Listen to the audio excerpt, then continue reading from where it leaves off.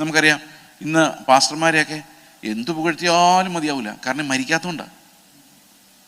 അതിശ്രേഷ്ഠ ദൈവദാസൻ എന്നൊക്കെ പറയുമ്പം നമുക്ക് എന്തോ പൊക്കുന്നറിയാം, നമുക്ക് തന്നെ ലജ്ജ തോന്നും. കർത്താവ്, ഇത് ഞാൻ തന്നെയാണോ? പണ്ട് ഒരു പാസ്റ്റർ മരിച്ചു കിടക്കുമ്പം ഇങ്ങനെ ചരമപ്രസംഗം കേട്ട് പുകഴ്ത്തി കേട്ട് കുറേ കഴിഞ്ഞപ്പം ഈ ഭാര്യ വന്നിട്ട് ഈ മരിച്ചു കിടന്ന ആളുടെ മുഖം മൂടിയിരുന്ന സാധനം എടുത്തൊന്ന് പൊക്കി നോക്കിയിട്ട് പിന്നെ അടച്ചു വെച്ചു. അപ്പോൾ ആര് ചോദിച്ചു, എന്താ പോയി നോക്കി വെച്ചാൽ, അല്ല ഇത് എൻ്റെ ഭർത്താവിനെ കുറിച്ച് തന്നെയാണോ ഇവർ പറയുന്നതെന്ന് അറിയാൻ വേണ്ടി. കാരണം നോ കണക്ഷൻ. നമുക്ക് ഈ പുകഴ്ത്തൽ എത്ര കേട്ടാലും മതിയാവാത്തൊരു സാധനമാണ്. പുകഴ്ത്തിയില്ലെങ്കിൽ ഭയങ്കര വിഷമമാണ്. ആവശ്യത്തിന് ഇതെല്ലാം ഈ പ്രൊമോഷനാണ്. അപ്പം മുമ്പിരിക്കുന്ന ആൾക്കാർ ഇനി വരാൻ പോകുന്ന ആളൊരു വീരനാണെന്ന് മനസ്സിലായാലേ ആ സ്പിരിറ്റ് അങ്ങ് വഴക്കി കൊടുക്കുള്ളൂ. ഇപ്പം പ്രസംഗിക്കുന്നൊരു സാധാരണ ആളെ പ്രസംഗിക്കുന്ന പറഞ്ഞാൽ ഞാനും അത്ര മൈൻഡ് ചെയ്യില്ല. ഇപ്പം എന്നേക്കാളും നല്ലല്ലോ പ്രസംഗിക്കുന്ന ഒരു 5-6 പേരെങ്കിലും ഞങ്ങളുടെ ചർച്ചിലുണ്ട്, ആരും മൈൻഡ് ചെയ്യുന്നില്ല. കാരണം എന്താ വെച്ച് കഴിഞ്ഞാൽ എനിക്ക് എങ്ങനെയൊക്കെയോ 4 പേര് അറിയുന്ന ആളായി മാറിയുണ്ട്, എന്നെ മാത്രമേ വിളിക്കുള്ളൂ. ഞാൻ ആലോചിച്ചിട്ടുണ്ട്, എന്നെ വിളിക്കുമ്പം എനിക്ക് സമയമില്ല കേട്ടോ, വേറെ ആളെ വിടാമെന്ന് പറയാൻ. പക്ഷെ അവരാരും അംഗീകരിക്കില്ല. കാരണം ഇതെങ്ങനെയൊക്കെയോ ആയി പോകുന്നതാണ്. അപ്പോൾ ആവശ്യത്തിന് പുകഴ്ത്തിയില്ലെങ്കിൽ എന്നാലും ആ വാക്ക് 2 വാക്കൂടെ പറയായിരുന്നു എന്ന് ചിന്തിക്കുന്നതുണ്ട് അല്ലേ ആൾക്കാർ. അങ്ങനെ അവസാനം നമ്മൾ പാ മാറി റവയായി. ആദ്യം ഈവായിരുന്നു, ഈവ, പിന്നെ അത് പാ ആയി, പിന്നെ റവയായി. പണ്ട് ഒരു മനുഷ്യൻ ഈവാഞ്ചലിസ്റ്റായിരുന്നു. അപ്പോൾ പുള്ളിക്ക് ഓർഡിനേഷൻ കിട്ടിക്കഴിഞ്ഞപ്പോൾ പാസ്റ്ററായി. എന്നിട്ട് ഹല്ലേലൂയ എന്ന് പറഞ്ഞൊരു മാസിക ഇവരുടെ ഈ ഡയറക്ടർ ഇറക്കുന്നുണ്ട്, ഫോൺ നമ്പർ. അപ്പോൾ പുള്ളി രാത്രിയിൽ ഹല്ലേലൂയയുടെ ഓഫീസിൽ ചെന്നു. എന്താ ആവശ്യം എന്നറിയോ? ഈവ മാറ്റി പാ ആക്കണം. അപ്പോൾ അവിടെ ആരെയും കണ്ടില്ല. പുള്ളി ഒരു പേപ്പർ എഴുതി അകത്തോട്ടിട്ടായിരുന്നു. ഞാൻ രാത്രി 11 മണി കഴിഞ്ഞ് ഈ ഓർഡിനേഷൻ കഴിഞ്ഞ് വന്നതാണ്. പുള്ളിക്ക് ആഹാരം കഴിക്കുന്നതിനേക്കാൾ അർജൻറ്റായിട്ട് തോന്നിയത് ഈവ മാറ്റി പാ ആക്കുക എന്നുള്ളതാണ്. ശരിക്കും പറഞ്ഞ ഈവാഞ്ചലിസ്റ്റിന്റെ പവർ എന്താണെന്ന് അറിയാൻ മേലാത്തോണ്ടാണ്. ഈവാഞ്ചലിസ്റ്റുകളാണ് ശരിക്കും ഭൂതങ്ങളെ പുറത്താക്കുകയും രോഗികളെ സൗഖ്യമൊക്കെ ചെയ്യുന്നത്. അല്ലാതെ പാസ്റ്റർമാർക്ക് അതിന് ആവശ്യമില്ല. പാസ്റ്റർമാർ ശുശ്രൂഷ ചെയ്യിക്കുന്നത് വിശ്വാസികളുടെ ഇടയിലാണ്. അവിടെ എവിടെ ഭൂതം ഉണ്ടോ? അവിടെ ഉള്ളത്, കഴിഞ്ഞ ദിവസം നമ്മുടെ വീട്ടിൽ നിന്ന് സംസാരിച്ചുകൊണ്ടിരുന്നപ്പോൾ ഒരാളുടെ ദേഹത്ത് ഭൂതകളായി. ഒരു വർഷിപ്പ് ലീഡറാണ്. ചുമ്മാ വർത്താനം പറഞ്ഞുകൊണ്ടിരുന്നപ്പോൾ ഇളകി. ഞാൻ പറഞ്ഞു, മേലാ വർഷിപ്പ് ലീഡിംഗ് എന്ന് പറഞ്ഞു പോയി നിന്നേക്കല്ലെന്ന് പറഞ്ഞു. ഇളകിയിട്ട് പറയത് വശീകരണ ശക്തിയാണ്. ആ ഭൂതം പറയോ ആൾക്കാരെ വശീകരിച്ച് പിടിച്ചെടുക്കാനുള്ള ശക്തിയാണ്. ഇതിനകത്ത് ഇപ്പൊ കൂടുതൽ. പക്ഷെ ശരിക്കും ബൈബിൾ അങ്ങനല്ല ഡിസൈൻ ചെയ്തിരിക്കുന്നത്. ഭൂതങ്ങൾ എല്ലാം പുറത്താ. രോഗസൗഖ്യവും പുറത്ത് നടന്നാൽ മതി, അകത്ത് നടന്നതിൽ ഒരു കുഴപ്പമില്ല. അകത്ത് രോഗം മാറിയില്ലല്ലോ, കുഴപ്പമുണ്ടോ? നമ്മൾ മരിച്ചാൽ കർത്താവിൻ്റെ അടുത്തോട്ടല്ലേ പോകുന്നേ? ആണോ? ഇന്നലെ രാത്രി ആയപ്പോൾ കുറച്ച് ഉറപ്പൊക്കെ കിട്ടിയില്ലായിരുന്നോ? നമ്മൾ മരിച്ചാൽ കർത്താവിൻ്റെ അടുത്തോട്ട് പോകുന്നതുകൊണ്ട് ഇവിടെ ഇപ്പോൾ രോഗസൗഖ്യം നടന്നില്ലെങ്കിലും വലിയ കുഴപ്പമൊന്നുമില്ല. ഉണ്ടോ? നിങ്ങൾ സമ്മതിക്കില്ല. ഫെയ്ത്ത് എന്ന് പറയുന്ന ഒരു അത്ഭുത സാധനമാണ്. നമ്മൾ സാധാരണ ഈ ലോകത്ത് നിങ്ങൾ വിശ്വസിക്ക് എന്ന് പറഞ്ഞാൽ തുള്ളുന്ന ആ സാധനമല്ല ഇത്. This is something that draws you closer to Christ and Christ becomes your greatest inheritance. ആ കൃപയുടെ വിശ്വാസത്തിന്റെ വ്യാപാരമാണ് ഒരു യഥാർത്ഥ ക്രിസ്തീയ സഭയിൽ നടക്കേണ്ടത്. ഈ നിഷ്ഫല ലോകത്തിൽ താൽക്കാലിക സുഖഭോഗങ്ങൾക്ക് വേണ്ടിയുള്ള വിശ്വാസമല്ല ഇത്. This is not that. ഇത് ക്വാളിറ്റേറ്റീവ്ലി ഡിഫറെൻ്റ് ആണ്. 2 ഡിഫറെൻറ്റ് സബ്സ്റ്റൻസസ് ആണ്. This has no similarity with the other faith that we usually see around us. വീണ്ടും ജനിക്കുന്ന ഒരു ദൈവ പൈതലിൻ്റെ ഹൃദയത്തിൽ ദൈവം കൊടുക്കുന്ന ഒരു ദാനമാണ് പിതാവിനെ വിശ്വസിക്കാനുള്ള ആ അതിവിശുദ്ധ വിശ്വാസം. Faith comes as A result of regeneration.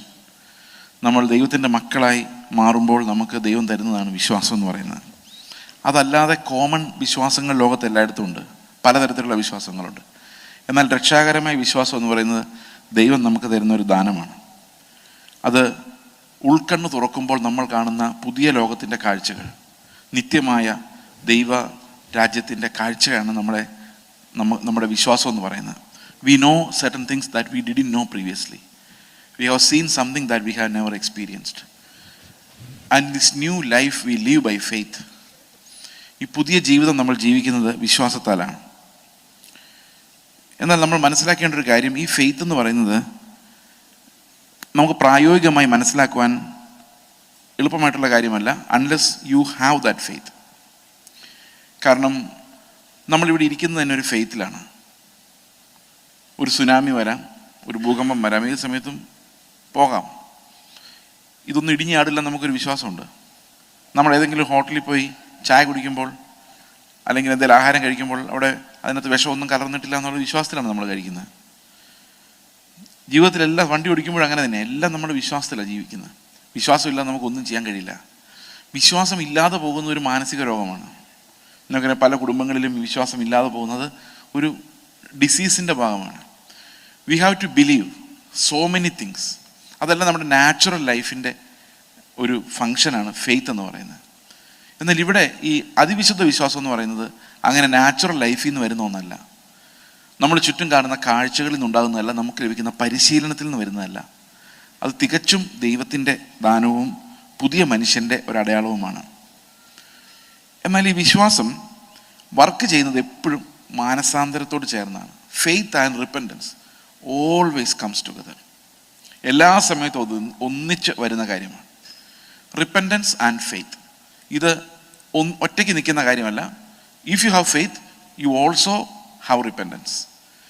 ഈ അനുതാപവും മാനസാന്തരവും മാനസാന്തരവും വിശ്വാസവും ഒരേ സമയത്ത് ഒരാളിൽ പ്രവർത്തിക്കും എന്ന് നമുക്ക് മനസ്സിലാക്കാം. അതെങ്ങനെയാണ് വർക്ക് ചെയ്യുന്നത് നമുക്ക് നോക്കാം. ഫിലിപ്പി ലേഖനം 3-ാം അധ്യായം വായിക്കുമ്പോൾ ഇത് മാനസാന്തരത്തെക്കുറിച്ചുള്ള ഏറ്റവും ശക്തമായ പഠിപ്പിക്കലുകളിൽ ഒന്നാണ്. ഫിലിപ്പി ലേഖനം 3-ാം അധ്യായം. പുതിയ നിയമത്തിൽ ഒരു വിശ്വാസി എങ്ങനെയാണ് മാനസാന്തരപ്പെടുന്നത്? പഴയ നിയമത്തിലെ പ്രമാണങ്ങളായിരുന്നെങ്കിൽ നമുക്ക് ഏതെങ്കിലും ഒരു പ്രമാണം ലംഘിക്കുന്നതിനെ കുറിച്ച് നമ്മൾ വിഷമിച്ചാൽ മതിയായിരുന്നു. പലപ്പോഴും നമ്മുടെ മാനസാന്തരം നമ്മൾ തെറ്റ് ചെയ്തു പോയി എന്നുള്ളതാണ്. എന്നാൽ ഈ പുതിയ നിയമത്തിലെ മാനസാന്തരം അങ്ങനെയല്ല. അത് നമ്മൾ തന്നെ തെറ്റായതുകൊണ്ട് we repent about even good things, even things that we assume to be good. അതെങ്ങനെയാണ് 3-ാം അധ്യായത്തിൽ പൗലോസ് എക്സ്പ്ലെയിൻ ചെയ്യുന്നത് ഫിലിപ്പി ലേഖനത്തിൽ നമുക്ക് നോക്കാം.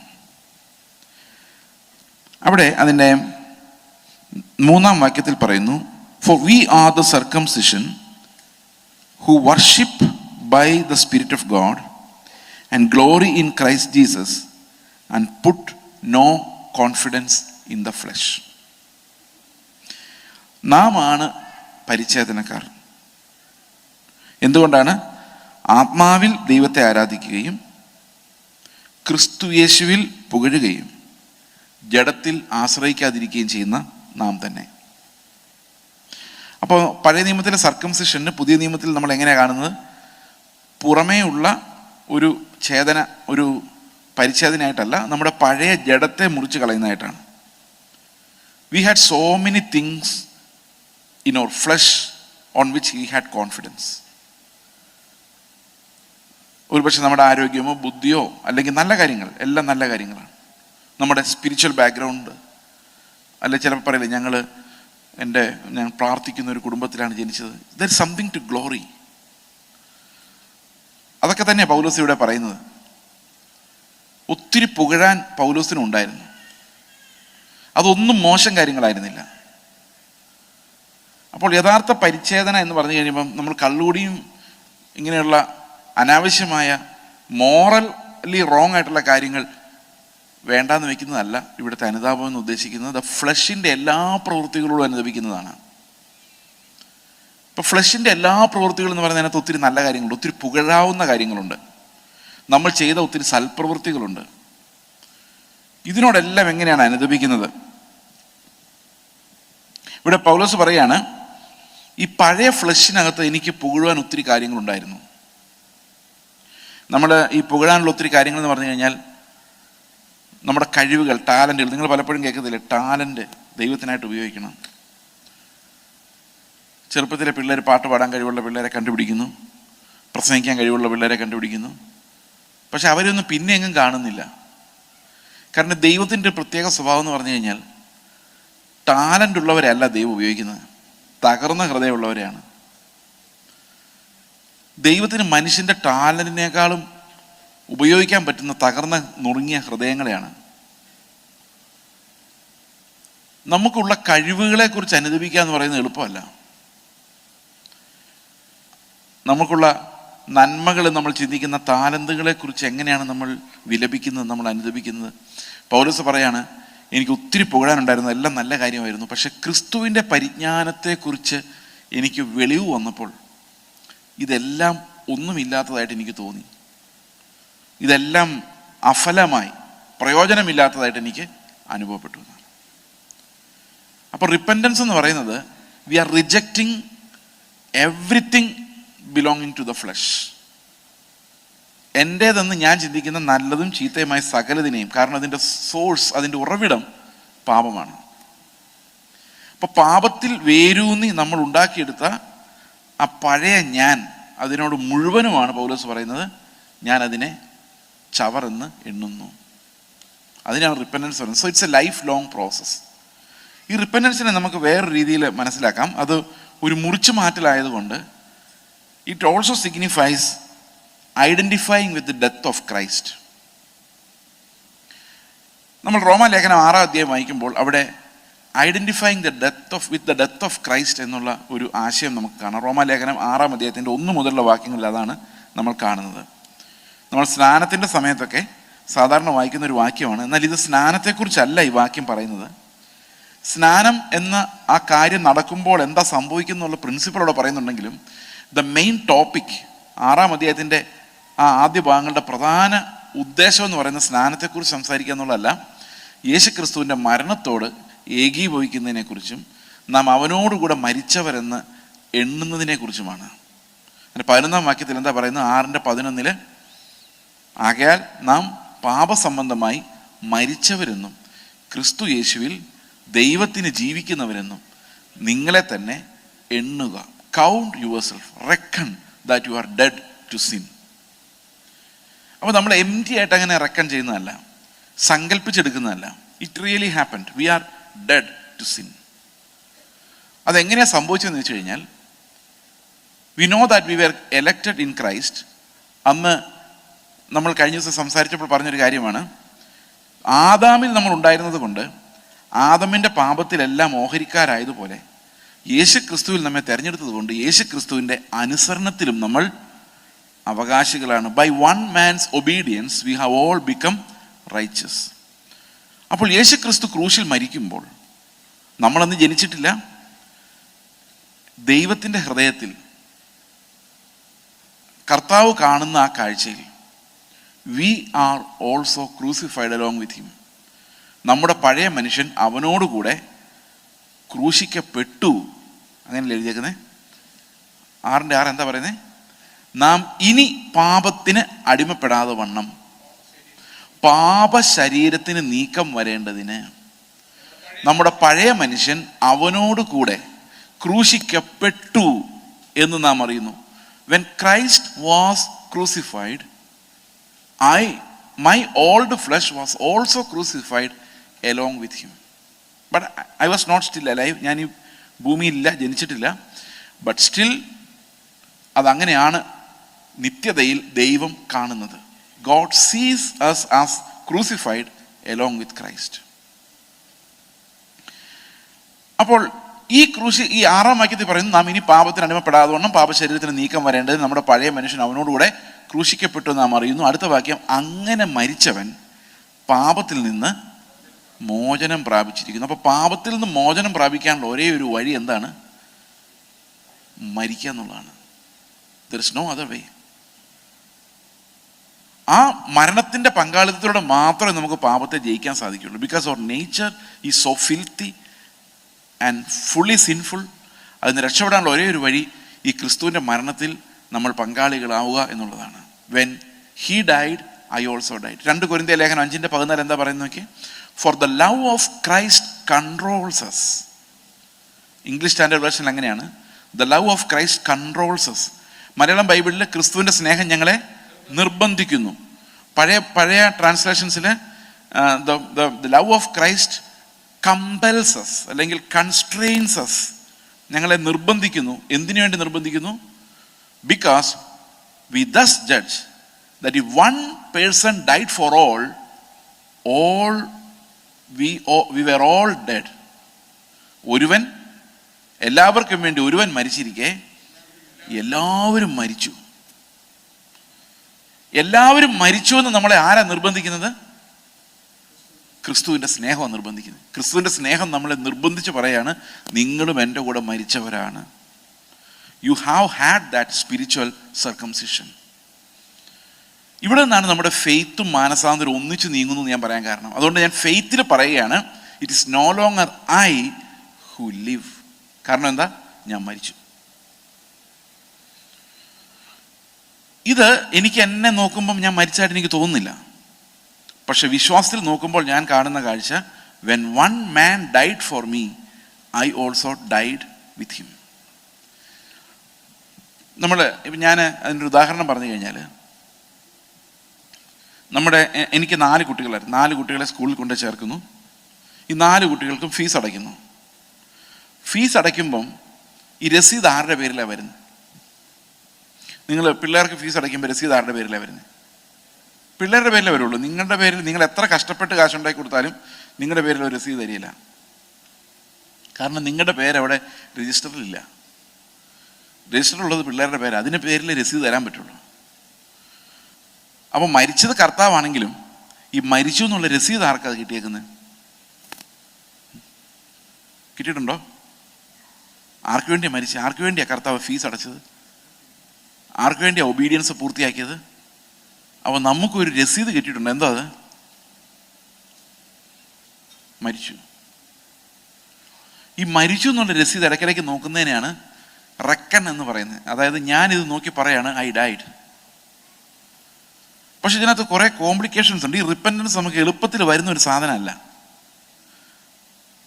ഈ റിപ്പൻറ്റൻസിലൂടെ നമ്മളെ നടത്തുവാൻ ദൈവം നമ്മുടെ ജീവിതത്തിൽ വരുന്ന പല കഷ്ടതകളെ, ക്രൂശുകളെ ഉപയോഗിക്കും. കാരണം death happens only on the cross. അപ്പൊ ഡെത്തിനെ കുറിച്ച് നമുക്ക് ഓർമ്മ വരണമെങ്കിൽ നമുക്ക് ക്രൂശ് വേണം. റോമാലേഖനം 6:3 എന്താ പറയുന്നത്? യേശുക്രിസ്തുവിനോട് ചേരുവാൻ സ്നാനമേറ്റവരായ നാം എല്ലാവരും അവൻ്റെ മരണത്തിൽ പങ്കാളികളാകുവാൻ. ഇംഗ്ലീഷിൽ എഴുതുമ്പോൾ അത് വളരെ സിമ്പിളായിട്ട് baptised in to his death എന്ന് പറയും. പക്ഷെ മലയാളത്തിൽ പറയുമ്പം സ്പീക്സ് അബൌട്ട് എ പാർട്ട്ണർഷിപ്പ്, പങ്കാളിത്തം. പങ്കാളിയാവുക എന്ന് പറഞ്ഞാൽ എന്തോ? നിങ്ങൾ 2 പേര് കൂടി ഇവിടെ ഓസ്ട്രേലിയയിൽ ഒരു കട സ്റ്റാർട്ട് ചെയ്തെന്ന് വിചാരിച്ചോ. അപ്പോൾ ഒരാൾക്ക് അതിലൊരു പാർട്ട്ണർക്ക് അതിന് എന്ത് അവകാശമുണ്ട്? ഇതിൻ്റെ പങ്കാളിത്തമുണ്ട് മറ്റേ ആളുമായി ചേർന്ന്, അല്ലേ? അതുപോലെ കർത്താവിനോട് ഞാൻ പറയുകയാണ്, കർത്താവേ, നിന്റെ മരണത്തിൻ്റെ ഒരു ഷെയർ എനിക്കുള്ളതാണ്. ആ പങ്കാളിത്തത്തിന് വേണ്ടി ഞാൻ എന്ത് ചെയ്യുക? കർത്താവിനോട് ചോദിക്കുകയാണ്, അവൻ്റെ മരണത്തിൽ പങ്കാളിയാകാൻ വേണ്ടി ഞാൻ അവനോട് ചേർന്നിരിക്കുന്നു.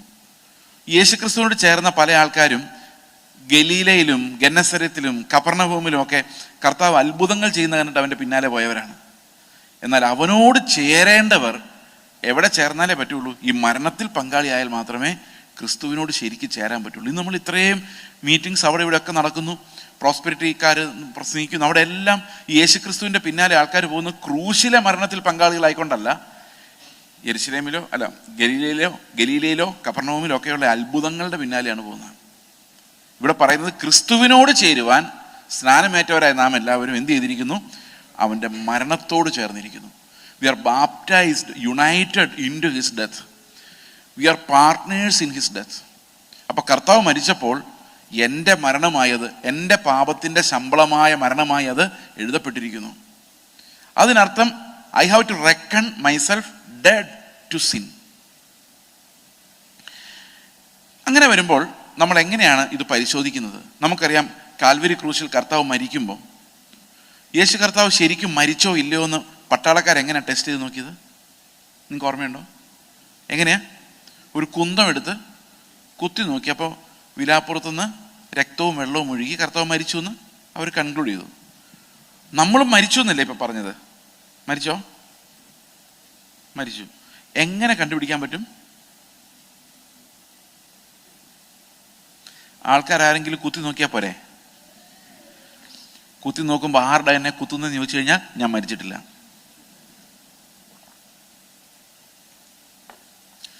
എനിക്ക് നീതി കിട്ടിയില്ല എന്ന് പറയുമ്പോൾ മരിച്ചിട്ടില്ല. മരിച്ചോ നീതി അന്വേഷിച്ച് എവിടെയും പോവോ? ഇല്ല.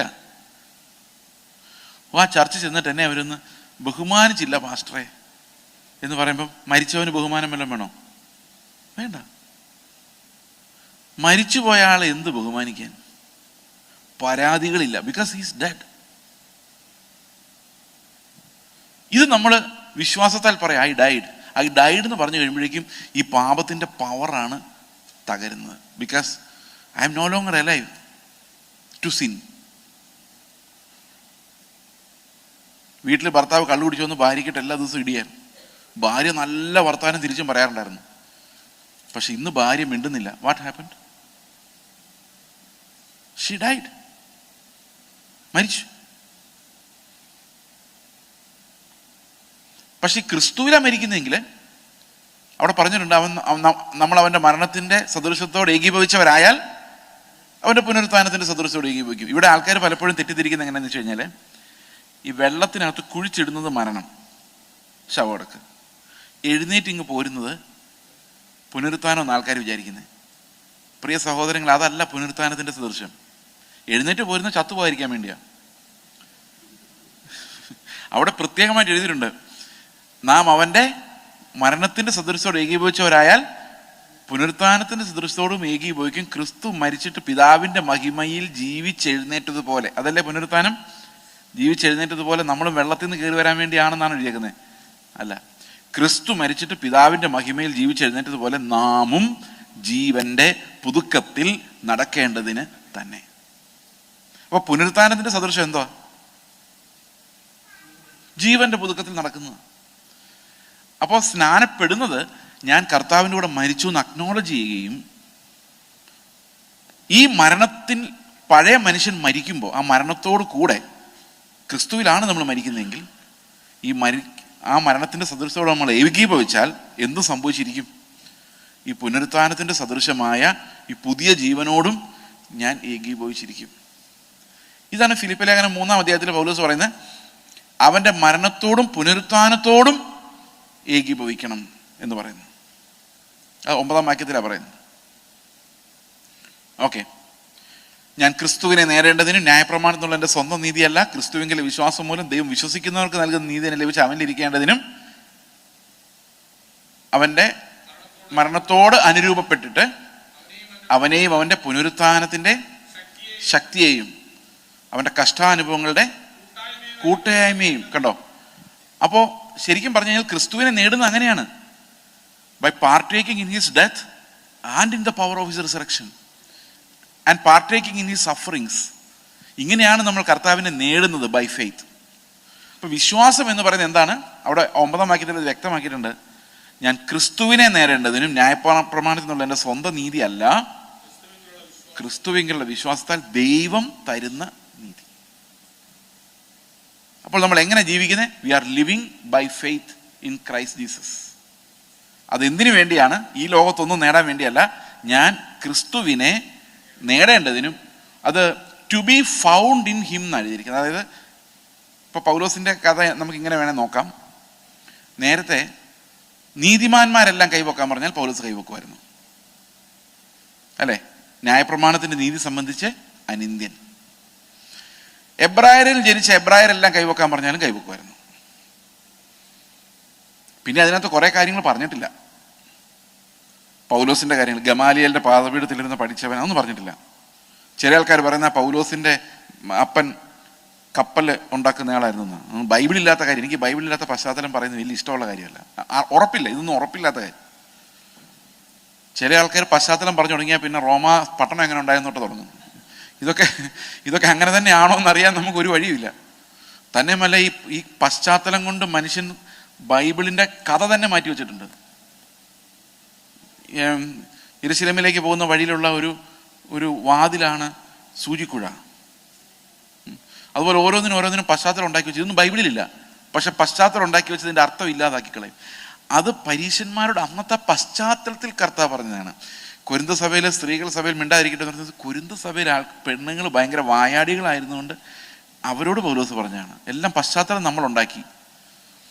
അവിടെ പ്രത്യേകിച്ച് എഴുതിയിട്ടുണ്ട്, വിശുദ്ധന്മാരുടെ സകല സഭകളിലും എന്ന പോലെ. അതും മിണ്ടില്ല.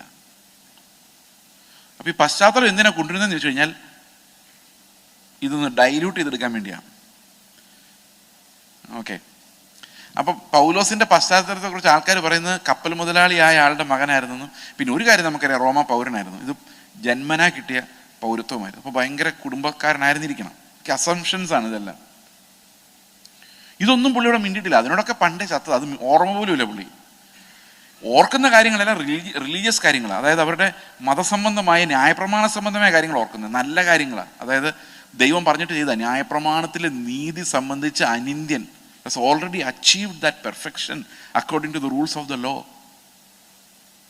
എന്നിട്ടാ പറയുന്നത് എനിക്കതെല്ലാം മലമായി അല്ലെ വേസ്റ്റായി തോന്നുന്നു, ഡങ്കായി തോന്നുന്നു, അതായത് പ്രയോജനമില്ലാത്തതായി എനിക്ക് അനുഭവപ്പെടുന്നു. ഞാൻ ഓടിയതും അധ്വാനിച്ചതും എബ്രായനായി ജനിച്ചതും ഒക്കെ വേസ്റ്റ് എന്ന് തോന്നുന്നു. ബിക്കോസ് യേശുക്രിസ്തുവിൻ്റെ പരിജ്ഞാനത്തിൻ്റെ ശ്രേഷ്ഠത വരുമ്പോഴേക്കും ആ പരിജ്ഞാനം, ഇപ്പോൾ ഒരു ഉദാഹരണം പറഞ്ഞാൽ, ഞങ്ങൾ മിഷണറി വേലയ്ക്ക് ഇറങ്ങുന്ന സമയത്ത്, ആന്ധ്രയിൽ പോകുന്ന സമയത്ത്, ആദ്യം പോകുമ്പം ഞങ്ങൾക്ക് ഒരു സുഹൃത്ത് പോലും ഉണ്ടായിരുന്നില്ല. കാശില്ല എന്നുള്ളത് വേറൊരു വഴി, അത് പിന്നെ പോട്ടെ. ഞങ്ങൾക്ക് വേണ്ടി ഒന്ന് പ്രാർത്ഥിക്കണം എന്ന് വിളിച്ചു പറയാൻ ആരും ഉണ്ടായിരുന്നില്ല. ഭയങ്കര ലോൺലിനെസ് ആയിരുന്നു. അപ്പോൾ എന്നെ ബൈബിൾ കോളേജിൽ പഠിപ്പിച്ച ഒരു സാറ് മാത്രം എന്നെ ഇടയ്ക്കിടയ്ക്ക് വിളിക്കും. അപ്പം ഞാൻ എൻ്റെ ഭാര്യയുടെ ഒരു ദിവസം പറഞ്ഞു, ഈ ഒരു മനുഷ്യനും കൂടെ അവിടെ ഇല്ലായിരുന്നെങ്കിൽ നമ്മൾ ടോട്ടലി ഒരു ഐലൻഡിൽ ആരും ഇല്ലാത്തവരായിരുന്നേനെ. ആ പുള്ളിക്കാരനോട് പറഞ്ഞു, ആ മനുഷ്യനിൽ ഇനി പ്രശംസിക്കാൻ തുടങ്ങിയാൽ അയാളും ഇനി കാണുകയില്ല. അതുപോലെ തന്നെ സംഭവിച്ചു. അപ്പോൾ എനിക്ക് ഒത്തിരി സ്വാധീനങ്ങൾ ഉണ്ടായിരുന്നെങ്കിലോ അതെല്ലാം എനിക്ക് നല്ല ലാഭമായിരുന്നേനെ അല്ലേ. പക്ഷേ ക്രിസ്തുവിൻ്റെ പരിജ്ഞാനം സംബന്ധിച്ച് അതെല്ലാം ഇല്ലാതായപ്പോഴാണ് മനസ്സിലായത്, യേശു ക്രിസ്തു എന്ന് പറയുന്ന ഒരാളും മതി. ചില ആൾക്കാർ ഭയങ്കര വിഷമിച്ച് പറഞ്ഞു, എനിക്ക് ദൈവം മാത്രമേ ഉള്ളൂ ബ്രദറെ. ദൈവം മാത്രം ഉള്ളെന്നോ? പോരെ, എന്തോ ഇത് സംഭവം. അപ്പൊ കർത്താവ് മാത്രം മതിയെന്നുള്ള പരിജ്ഞാനമാണ് ഈ പറയുന്ന എല്ലാ അസറ്റിനേക്കാളും നല്ലത്. അപ്പൊ ആ പരിജ്ഞാനം നമുക്ക് മനസ്സിലാകുമ്പോഴേക്കും എനിക്ക് ഈ ലോകത്തിലുണ്ടെന്ന് പറയുന്ന ഒന്നും ഒരു കാര്യമായിട്ട് തോന്നുകയില്ല. കാരണം ദിസ് പരിജ്ഞാനം സൂപ്പർസീഡ്സ് എവരിത്തിങ്. ബാക്കിയുള്ള എല്ലാറ്റിൻ്റെയും മുകളിൽ ഈ ക്രിസ്തു എൻ്റെ കർത്താവിൻ്റെ ജീവനാണ് എൻ്റെ ഉള്ളിൽ വസിക്കുന്ന ഒരൊറ്റ പരിജ്ഞാനത്തിൽ ബാക്കിയുള്ളതെല്ലാം. ഞാനിങ്ങനെ ചിന്തിക്കാറുണ്ട്, നോർത്ത് ഇന്ത്യയിലൊക്കെ ഭയങ്കര എതിർപ്പുകളൊക്കെ ഉണ്ടെന്ന് എനിക്കറിയാം. ചില സ്ഥലങ്ങളിലൊക്കെ ഉണ്ട്, പിന്നെ കുറച്ചൊക്കെ എക്സാജറേറ്റഡ് ആണ്, എന്നാലും യു പിയിലൊക്കെ നല്ല എതിർപ്പുകളുണ്ട്. Suppose I have a church there. രാത്രിയിൽ ആരോ ഈ ചർച്ചിന് നേരെ കല്ലെടുത്തെറിയുന്നു. പക്ഷേ ഭാഗ്യം എന്താണെന്ന് ചോദിച്ചു കഴിഞ്ഞാൽ അവിടുത്തെ SP എൻ്റെ കൂടെ കോളേജിൽ പഠിച്ച ആളാന്ന് വിചാരിച്ചോ. അപ്പം ഞാൻ എന്തു ചെയ്യും? ഞാൻ ഉടനെ രാത്രി വിളിക്കും SP ഒക്കെ പുല്ല് പോലെ, എടാ കണ്ടോ അതെ ഞങ്ങളുടെ ചർച്ചിന് നേരെ കല്ലെറിയുന്നു, SP അവരൊന്ന് കൈകാര്യം ചെയ്തേക്കണം. അതെന്താ, ഞാൻ നോക്കിക്കോളാം. അപ്പോൾ ഐ ആം വെരി പവർഫുൾ അല്ലേ. പക്ഷെ എനിക്ക് ആരും ഇല്ലെങ്കിലോ, ഞാനവിടെ കുത്തിയിരുന്ന് കർത്താവിൻ്റെ പറയും, എൻ്റെ കർത്താവ് ഈ കല്ല് നാളെ എൻ്റെ തലയിലായിരിക്കും വീഴുന്നത്, ഞാൻ എന്ത് ചെയ്യും? കർത്താവ് പറയും, ക്ഷമിക്ക്. ആ കല്ലെറിഞ്ഞവന് വിവരമില്ലാത്തതുകൊണ്ട് അവന് സ്നേഹിക്കും. ഈ പരിജ്ഞാനമാണോ വലുത്? ആ SP അവരെ കൈകാര്യം ചെയ്യുന്നതാണോ വലുത്? ഏതാ വലുത്? നമ്മൾ ഈ പുറം മനുഷ്യനുണ്ടാകുന്ന എല്ലാം നന്മയെന്ന് നമ്മൾ വിചാരിക്കുന്ന സകല കാര്യങ്ങളും പരിജ്ഞാനത്തിന് വിരോധമാണ്. ഞാൻ കല്യാണം കഴിച്ചു കഴിഞ്ഞ് എൻ്റെ അപ്പൻ എൻ്റെ ഭാര്യയെ വിളിച്ചിട്ട് പറഞ്ഞു, ഇവൻ ഞാൻ പറയുന്ന ഒരു കാര്യം അനുസരിച്ചിട്ടില്ല. പിള്ളേർ വിടുന്ന് പറയാം, കണ്ടോ പാസ്റ്റർ ഒന്നും അനുസരിച്ചില്ല. അത് വേറൊന്നും കൊണ്ടല്ല കേട്ടോ, അത് സുവിശേഷ വേലയുമായിട്ട് സംബന്ധിച്ച. അതുകൊണ്ട് നീ എനിക്കൊരു ഉപകാരം ചെയ്യണം. എൻ്റെ ഭാര്യയോട് പറഞ്ഞാൽ, കല്യാണം കഴിച്ചു കഴിഞ്ഞവൻ ബീഹാറിൽ നിന്നെ കൊണ്ട് പോകാനിരിക്കുകയാണ്. ബീഹാറിലെങ്ങാനും കിടന്ന് നിങ്ങൾ മരിച്ചാൽ നിങ്ങളുടെ ബോഡി എടുക്കാൻ വരാൻ പോലും എൻ്റെ ഈ കാശില്ല. പുള്ളി പറഞ്ഞ ഈ സ്നേഹം കൊണ്ട് പറയുന്നതാണോ അതോ ദേഷ്യം കൊണ്ട് പറയുന്നതാണോ? സ്നേഹം കൊണ്ട് പറയുന്നതാ. ഞങ്ങളവിടെ ചുറ്റുവട്ടത്ത് കാണണം. ദുരിതം പിടിച്ച സ്ഥലത്തൊന്നും പോയി കിടന്ന് കഷ്ടപ്പെടരുത്. അസറ്റല്ലേ അങ്ങനെ ഒരു അപ്പൻ? അസറ്റാണ്. പക്ഷെ ക്രിസ്തുവിൻ്റെ പരിജ്ഞാനം വെച്ച് നോക്കുമ്പം അസറ്റല്ല. രാത്രി 1 മണിക്ക് എഴുന്നേറ്റ് പാസ്റ്റർ പറയാ, ആ വീട്ടിൽ നിന്ന് പ്രാർത്ഥിക്കാൻ പോകണമെന്ന് ആത്മാവ് എന്നെ പ്രേരിപ്പിച്ചു. അവിടെ എങ്ങാനും കിടക്കും, നാളെ രാവിലെ പോയാൽ പോരെ എന്ന് ചോദിക്കുന്ന ആരായിരിക്കും? സ്നേഹിക്കുന്ന ആളായിരിക്കോ വഴക്കുണ്ടാക്കുന്ന ആളായിരിക്കോ? അപ്പോൾ നമ്മൾ അസറ്റെന്ന് കരുതുന്നതിനകത്ത് എല്ലാം എന്തുണ്ട്? ഒരു ക്രിസ്തുവിൻ്റെ പരിജ്ഞാനത്തിനെതിരെയുള്ളൊരു സാധനമുണ്ട്. നിങ്ങളെ പറഞ്ഞു പേടിപ്പിക്കുന്നല്ലോ കേട്ടോ. ഞാൻ സാധാരണ ചോദിക്കുന്നൊരു ചോദ്യം ഇതാണ്: കോടികളുടെ അസറ്റുള്ള മാതാപിതാക്കളെ വിട്ട് സുവിശേഷ വേല ചെയ്യാനാണോ 5 നയാ പൈസ കയ്യിലില്ലാത്ത അപ്പനെ വിട്ടിട്ട് സുവിശേഷ വേല ചെയ്യാനാണോ എളുപ്പം? ഏതാ എളുപ്പം? 5 നയാ പൈസ ഇല്ലാത്ത അപ്പനാണ് എപ്പം നമ്മൾ പോയിന്ന് ചോദിച്ചാൽ മതി. IAS ഒക്കെ എഴുതി പാസ്സായി ഒരു കളക്ടറൊക്കെ ആയിട്ടിരുന്നിട്ട് അത് രാജിവെച്ച് സുവിശേഷ വേലയ്ക്ക് പോകാനാണോ എളുപ്പം? 10ാം ക്ലാസ്സിൽ 10 വർഷം തോറ്റ് ഒരു ഗതി ഇല്ലാതിരിക്കുമ്പം സുവിശേഷ വേലയ്ക്ക് പോകാനാണോ എളുപ്പം? പറ. അപ്പോൾ ഒരു സൈഡിൽ കൂടെ ആലോചിച്ചാൽ ക്രിസ്തുവിൻ്റെ പരിജ്ഞാനത്തിന് വിരോധമാണ് ഈ ലോകത്ത് കിട്ടുന്ന എല്ലാം. സന്തോഷമായ? ഇനി ഇങ്ങനെ ചിന്തിച്ചു നോക്കിയേ, പൗലോസിന് ഇതെല്ലാം ഉണ്ടായിരുന്നു, കുടുംബം, സാഹചര്യം. പക്ഷെ പൗലോസ് അതിന് മുകളിലാണ് ക്രിസ്തുവിൻ്റെ പരിജ്ഞാനത്തെ കാണും മനസ്സിലാക്കുന്നത് വേറെ എല്ലാം ഛേദം, നഷ്ടം, എനിക്ക് നഷ്ടമായിപ്പോയി, ഇതൊന്നും ഇല്ലായിരുന്നെങ്കിൽ ഞാൻ കൂടുതൽ ക്രിസ്തുവിൻ്റെ പരിജ്ഞാനം അനുഭവിക്കുമായിരുന്നു എന്ന് പൗലോസിന് തോന്നുവാണ്. That is repentance. അപ്പോൾ റിപ്പൻറ്റൻസ് എന്ന് പറയുന്നത് നമ്മൾ ഏതെങ്കിലും തെറ്റ് ചെയ്തു പോയി എന്നുള്ളത് മാത്രമല്ല, ക്രിസ്തുവിനെ അല്ലാതെ വേറെ ഒന്നിനെയും ആശ്രയിക്കാൻ ആ പഴയ മനുഷ്യൻ എന്നിലില്ല. I'm not allowing that freedom to the old man to depend on any earthly resource. അപ്പോൾ അതുകൊണ്ടാണ് ഈ പുതിയ നിയമത്തിലെ ഫെയ്ത്ത് എന്ന് പറയുന്നത് it's not about daily living, it's about Christ life. അപ്പൊ ക്രൈസ്റ്റ് ലൈഫ് എന്ന് പറയുമ്പോൾ നമ്മൾ എന്ത് ചെയ്യുന്നത്? നമ്മുടെ ലൈഫിനെ റിജക്റ്റ് ചെയ്യാണ്. അതായത് ഐ റെക്കൺ മൈസെൽഫ് ഡെഡ്. അത് തന്നെയാണ് റിപ്പൻറ്റൻസ്. അപ്പോൾ repentance is almost like death, circumcision. അപ്പോൾ നമ്മൾ ഒരു ദിവസം മാത്രമല്ല ഈ പഴയതിനെ റിജക്റ്റ് ചെയ്യുന്നത്, എല്ലാ ദിവസവും ജീവിതാന്ത്യം വരെ ഈ പഴയതിനെ നമ്മൾ തള്ളിക്കളഞ്ഞുകൊണ്ടാണ് ഇരിക്കുന്നത്. കാരണം that is what my faith and the love of Christ compels me to do. ക്രിസ്തുവിൻ്റെ സ്നേഹം എന്ത് ചെയ്യുന്നു? നമ്മെ നിർബന്ധിക്കുന്നു. എന്തിനു നിർബന്ധിക്കുന്നു? മരിച്ചു എന്ന് നിർബന്ധിക്കുന്നു.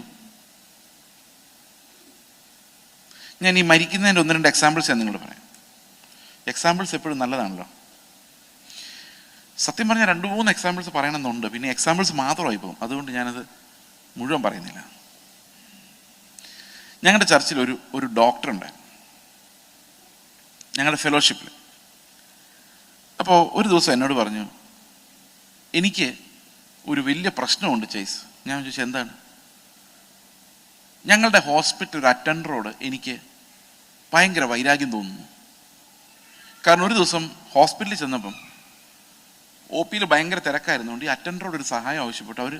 പുള്ളി അവരെ കളിയാക്കി സംസാരിച്ചു. പക്ഷേ is a very soft spoken lady, ആരോട്ട് അങ്ങനെ ചൂടാവുന്ന ആളൊന്നുമല്ല.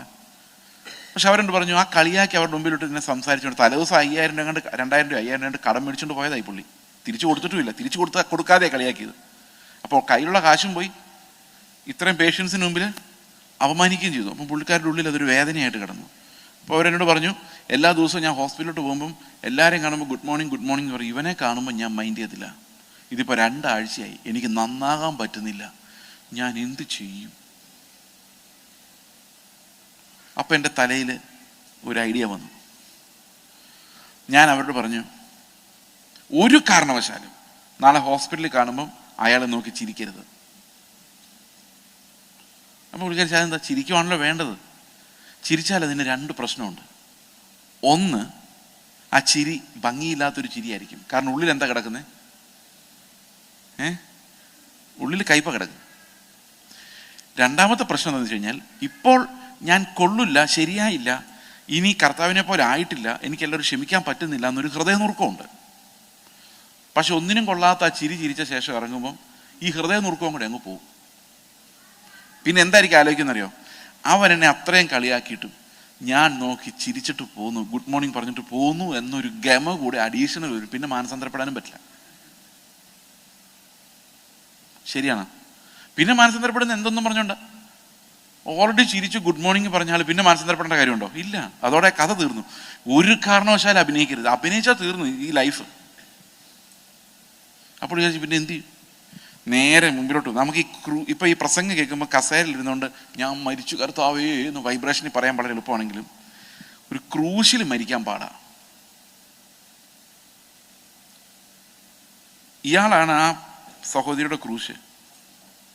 ഞാൻ പറഞ്ഞു, നിങ്ങൾ രാവിലെ അയാളെ കാണുമ്പോൾ മനസ്സിലാക്കണം, എനിക്ക് കർത്താവ് വെച്ചിരിക്കുന്ന ക്രൂശാണ്. ഈ ക്രൂശിൽ ഒറ്റ പണിയേ നടക്കുള്ളൂ, മരണം.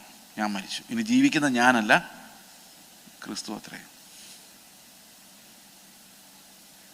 ജീവിക്കുന്നത് ഞാനല്ല, ക്രിസ്തു അത്രേ. ഞാൻ മരിച്ചു. I died.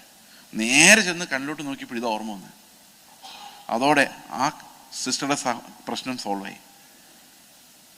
ഡെത്ത് എന്ന് പറയുന്നത്, നമ്മൾ ക്രിസ്തുവിൻ്റെ മരണം എന്ന് പറയുന്നത് നമ്മുടെ ഈ ഫ്ലഷിൻ്റെ ഡിമാൻഡുകൾ, അതിൻ്റെ ലസ്റ്റിനോട് നമ്മൾ പറയുന്ന ഒരു വലിയ നോയാണ്. പക്ഷെ നമുക്ക് നല്ല കപ്പാസിറ്റി ഇല്ലാത്തതുകൊണ്ട് യേശുക്രിസ്തു എന്ത് ചെയ്തു? നമുക്ക് വേണ്ടി മരിച്ചു, നമ്മളെ ആ മരണത്തിൽ പങ്കാളികളാക്കി. എന്നിട്ട് പറഞ്ഞു, റെക്കൺ യു ഡൈഡ്. ഈ reckoning all through my life, that I am no longer alive, but Christ is living in me. ക്രിസ്തു ആണ് എന്നിൽ വസിക്കുന്നത്. അപ്പം നമുക്ക് എന്ത് ലഭിക്കുന്നത്?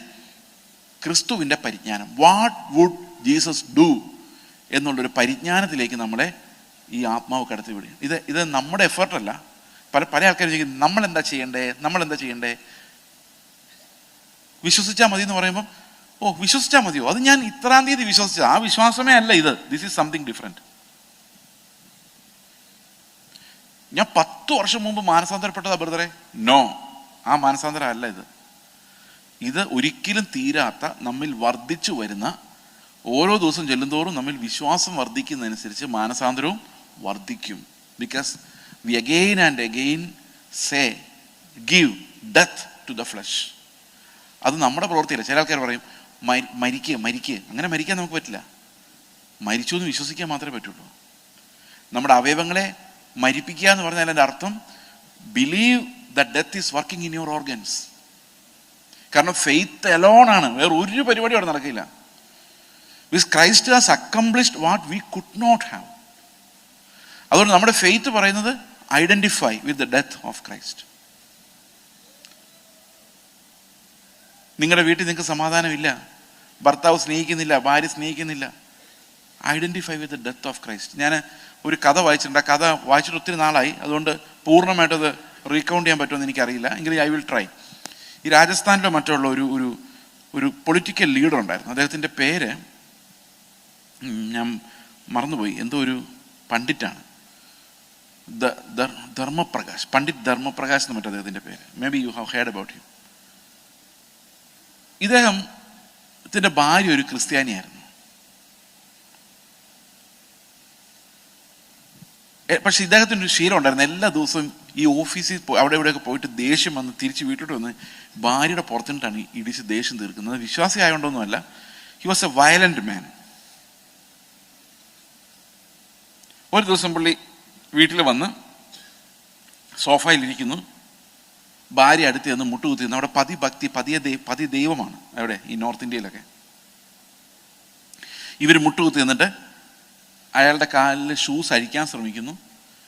ഇയാൾ ആ ഷൂസ് ഇട്ട് ഒരൊറ്റ ചവിട്ടി സ്ത്രീക്ക് വെച്ച് കൊടുക്കുന്നു. ഇവർ തെറിച്ചു പോയി ഭിത്തിയിൽ തലയിടിക്കുന്നു, ബ്ലഡ് ഒഴുകുന്നു.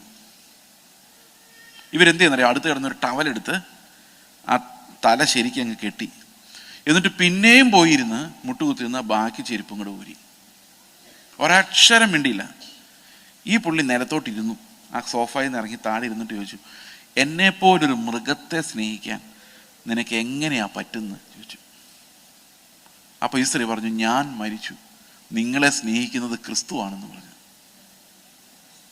ഈ പണ്ഡിറ്റ് ധർമ്മപ്രകാശ് പിന്നീടൊരു ബൈബിൾ ടീച്ചറായി മാറുകയും, ഞങ്ങൾ നോർത്ത് ഇന്ത്യയിൽ പോയപ്പോൾ 90 വയസ്സ് കഴിഞ്ഞ ആള് പ്രസംഗിക്കുന്ന ആ സ്റ്റേജ് അഴിക്കുന്നത് ഞാൻ അദ്ദേഹത്തെ കണ്ടില്ല. He became A preacher. കാരണം എന്താ? അവിടെ ഒരാൾ ക്രിസ്തുവിൻ്റെ മരണം ശരീരത്തിൽ അനുഭവിച്ചപ്പോഴേക്കും ആ ജീവൻ അവിടെ മുഴുവൻ വ്യാപരിക്കുന്നതാണ് കണ്ടത്.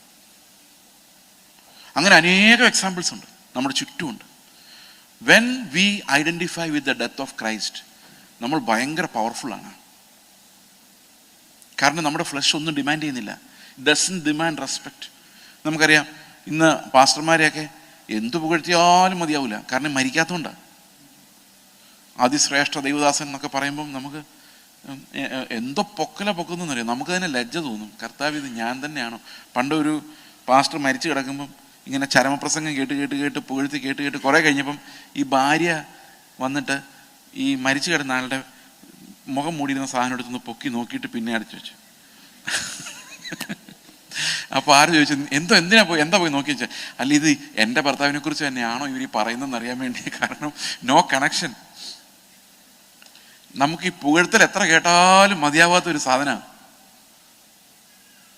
പുകഴ്ത്തിയില്ലെങ്കിൽ ഭയങ്കര വിഷമമാണ്. ആവശ്യത്തിന് ഇതെല്ലാം ഈ പ്രൊമോഷനാണ്. അപ്പോൾ മുമ്പിരിക്കുന്ന ആൾക്കാർ ഇനി വരാൻ പോകുന്ന ആളൊരു വീരനാണെന്ന് മനസ്സിലായാലേ ആ സ്പിരിറ്റ് അങ്ങ് വഴക്കി കൊടുക്കുള്ളൂ. ഇപ്പം പ്രസംഗിക്കുന്നൊരു സാധാരണ ആളെ പ്രസംഗിക്കുന്ന പറഞ്ഞാൽ ഞാനും അത്ര മൈൻഡ് ചെയ്യില്ല. ഇപ്പം എന്നേക്കാളും നല്ലല്ലോ പ്രസംഗിക്കുന്ന ഒരു 5-6 പേരെങ്കിലും ഞങ്ങളുടെ ചർച്ചിലുണ്ട്. ആരും മൈൻഡ് ചെയ്യുന്നില്ല. കാരണം എന്താ വെച്ച് കഴിഞ്ഞാൽ എനിക്ക് എങ്ങനെയൊക്കെയോ 4 പേര് അറിയുന്ന ആളായി മാറിയുണ്ട്. എന്നെ മാത്രമേ വിളിക്കുള്ളൂ. ഞാൻ ആലോചിച്ചിട്ടുണ്ട്, എന്നെ വിളിക്കുമ്പം എനിക്ക് സമയമില്ല കേട്ടോ, വേറെ ആളെ വിടാന്ന് പറയാൻ. പക്ഷെ അവരാരും അംഗീകരിക്കില്ല. കാരണം ഇതെങ്ങനെയൊക്കെയോ ആയി പോകുന്നതാണ്. അപ്പോൾ ആവശ്യത്തിന് പുകഴ്ത്തിയില്ലെങ്കിൽ എന്നാലും ആ വാക്ക് 2 വാക്കൂടെ പറയായിരുന്നു എന്ന് ചിന്തിക്കുന്നതുണ്ട് അല്ലേ ആൾക്കാർ. അങ്ങനെ അവസാനം നമ്മൾ പാ മാറി റവയായി. ആദ്യം ഈവായിരുന്നു, ഈവ. പിന്നെ അത് പാ ആയി, പിന്നെ റവയായി. പണ്ട് ഒരു മനുഷ്യൻ ഈവാഞ്ചലിസ്റ്റായിരുന്നു. അപ്പോൾ പുള്ളിക്ക് ഓർഡിനേഷൻ കിട്ടിക്കഴിഞ്ഞപ്പോൾ പാസ്റ്ററായി. എന്നിട്ട് ഹല്ലേലൂയ എന്ന് പറഞ്ഞൊരു മാസിക ഇവരുടെ ഈ ഡയറക്ടർ ഇറക്കുന്നുണ്ട്, ഫോൺ നമ്പർ. അപ്പോൾ പുള്ളി രാത്രിയിൽ ഹല്ലേലൂയയുടെ ഓഫീസിൽ ചെന്നു. എന്താ ആവശ്യം എന്നറിയോ? ഈവ മാറ്റി പാ ആക്കണം. അപ്പോൾ അവിടെ ആരെയും കണ്ടില്ല. പുള്ളി ഒരു പേപ്പർ എഴുതി അകത്തോട്ടിട്ടായിരുന്നു. ഞാൻ രാത്രി 11 മണി കഴിഞ്ഞ് ഈ ഓർഡിനേഷൻ കഴിഞ്ഞ് വന്നതാണ്. പുള്ളിക്ക് ആഹാരം കഴിക്കുന്നതിനേക്കാൾ അർജൻറ്റായിട്ട് തോന്നിയത് ഈവ മാറ്റി പാ ആക്കുക എന്നുള്ളതാണ്. ശരിക്കും പറഞ്ഞ ഈവാഞ്ചലിസ്റ്റിന്റെ പവർ എന്താണെന്ന് അറിയാൻ മേലാത്തോണ്ടാണ്. ഈവാഞ്ചലിസ്റ്റുകളാണ് ശരിക്കും ഭൂതങ്ങളെ പുറത്താക്കുകയും രോഗികളെ സൗഖ്യമൊക്കെ ചെയ്യുന്നത്. അല്ലാതെ പാസ്റ്റർമാർക്ക് അതിന് ആവശ്യമില്ല. പാസ്റ്റർമാർ ശുശ്രൂഷ ചെയ്യിക്കുന്നത് വിശ്വാസികളുടെ ഇടയിലാണ്. അവിടെ എവിടെ ഭൂതം ഉണ്ടോ? അവിടെ ഉള്ളത്, കഴിഞ്ഞ ദിവസം നമ്മുടെ വീട്ടിൽ നിന്ന് സംസാരിച്ചുകൊണ്ടിരുന്നപ്പോൾ ഒരാളുടെ ദേഹത്ത് ഭൂതകളായി. ഇവരെ വർഷിപ്പ് ലീഡറാണ്. ചുമ്മാ വർത്താനം പറഞ്ഞുകൊണ്ടിരുന്നപ്പോൾ ഇളകി. ഞാൻ പറഞ്ഞു, മേലാ വർഷിപ്പ് ലീഡിംഗ് എന്ന് പറഞ്ഞു പോയി നിന്നേക്കല്ലെന്ന് പറഞ്ഞു. ഇളകിയിട്ട് പറയത് വശീകരണ ശക്തിയാണ്. ആ ഭൂതം പറയോ ആൾക്കാരെ വശീകരിച്ച് പിടിച്ചെടുക്കാനുള്ള ശക്തിയാണ്. ഇതിനകത്ത് ഇപ്പൊ കൂടുതൽ. പക്ഷെ ശരിക്കും ബൈബിൾ അങ്ങനല്ല ഡിസൈൻ ചെയ്തിരിക്കുന്നത്.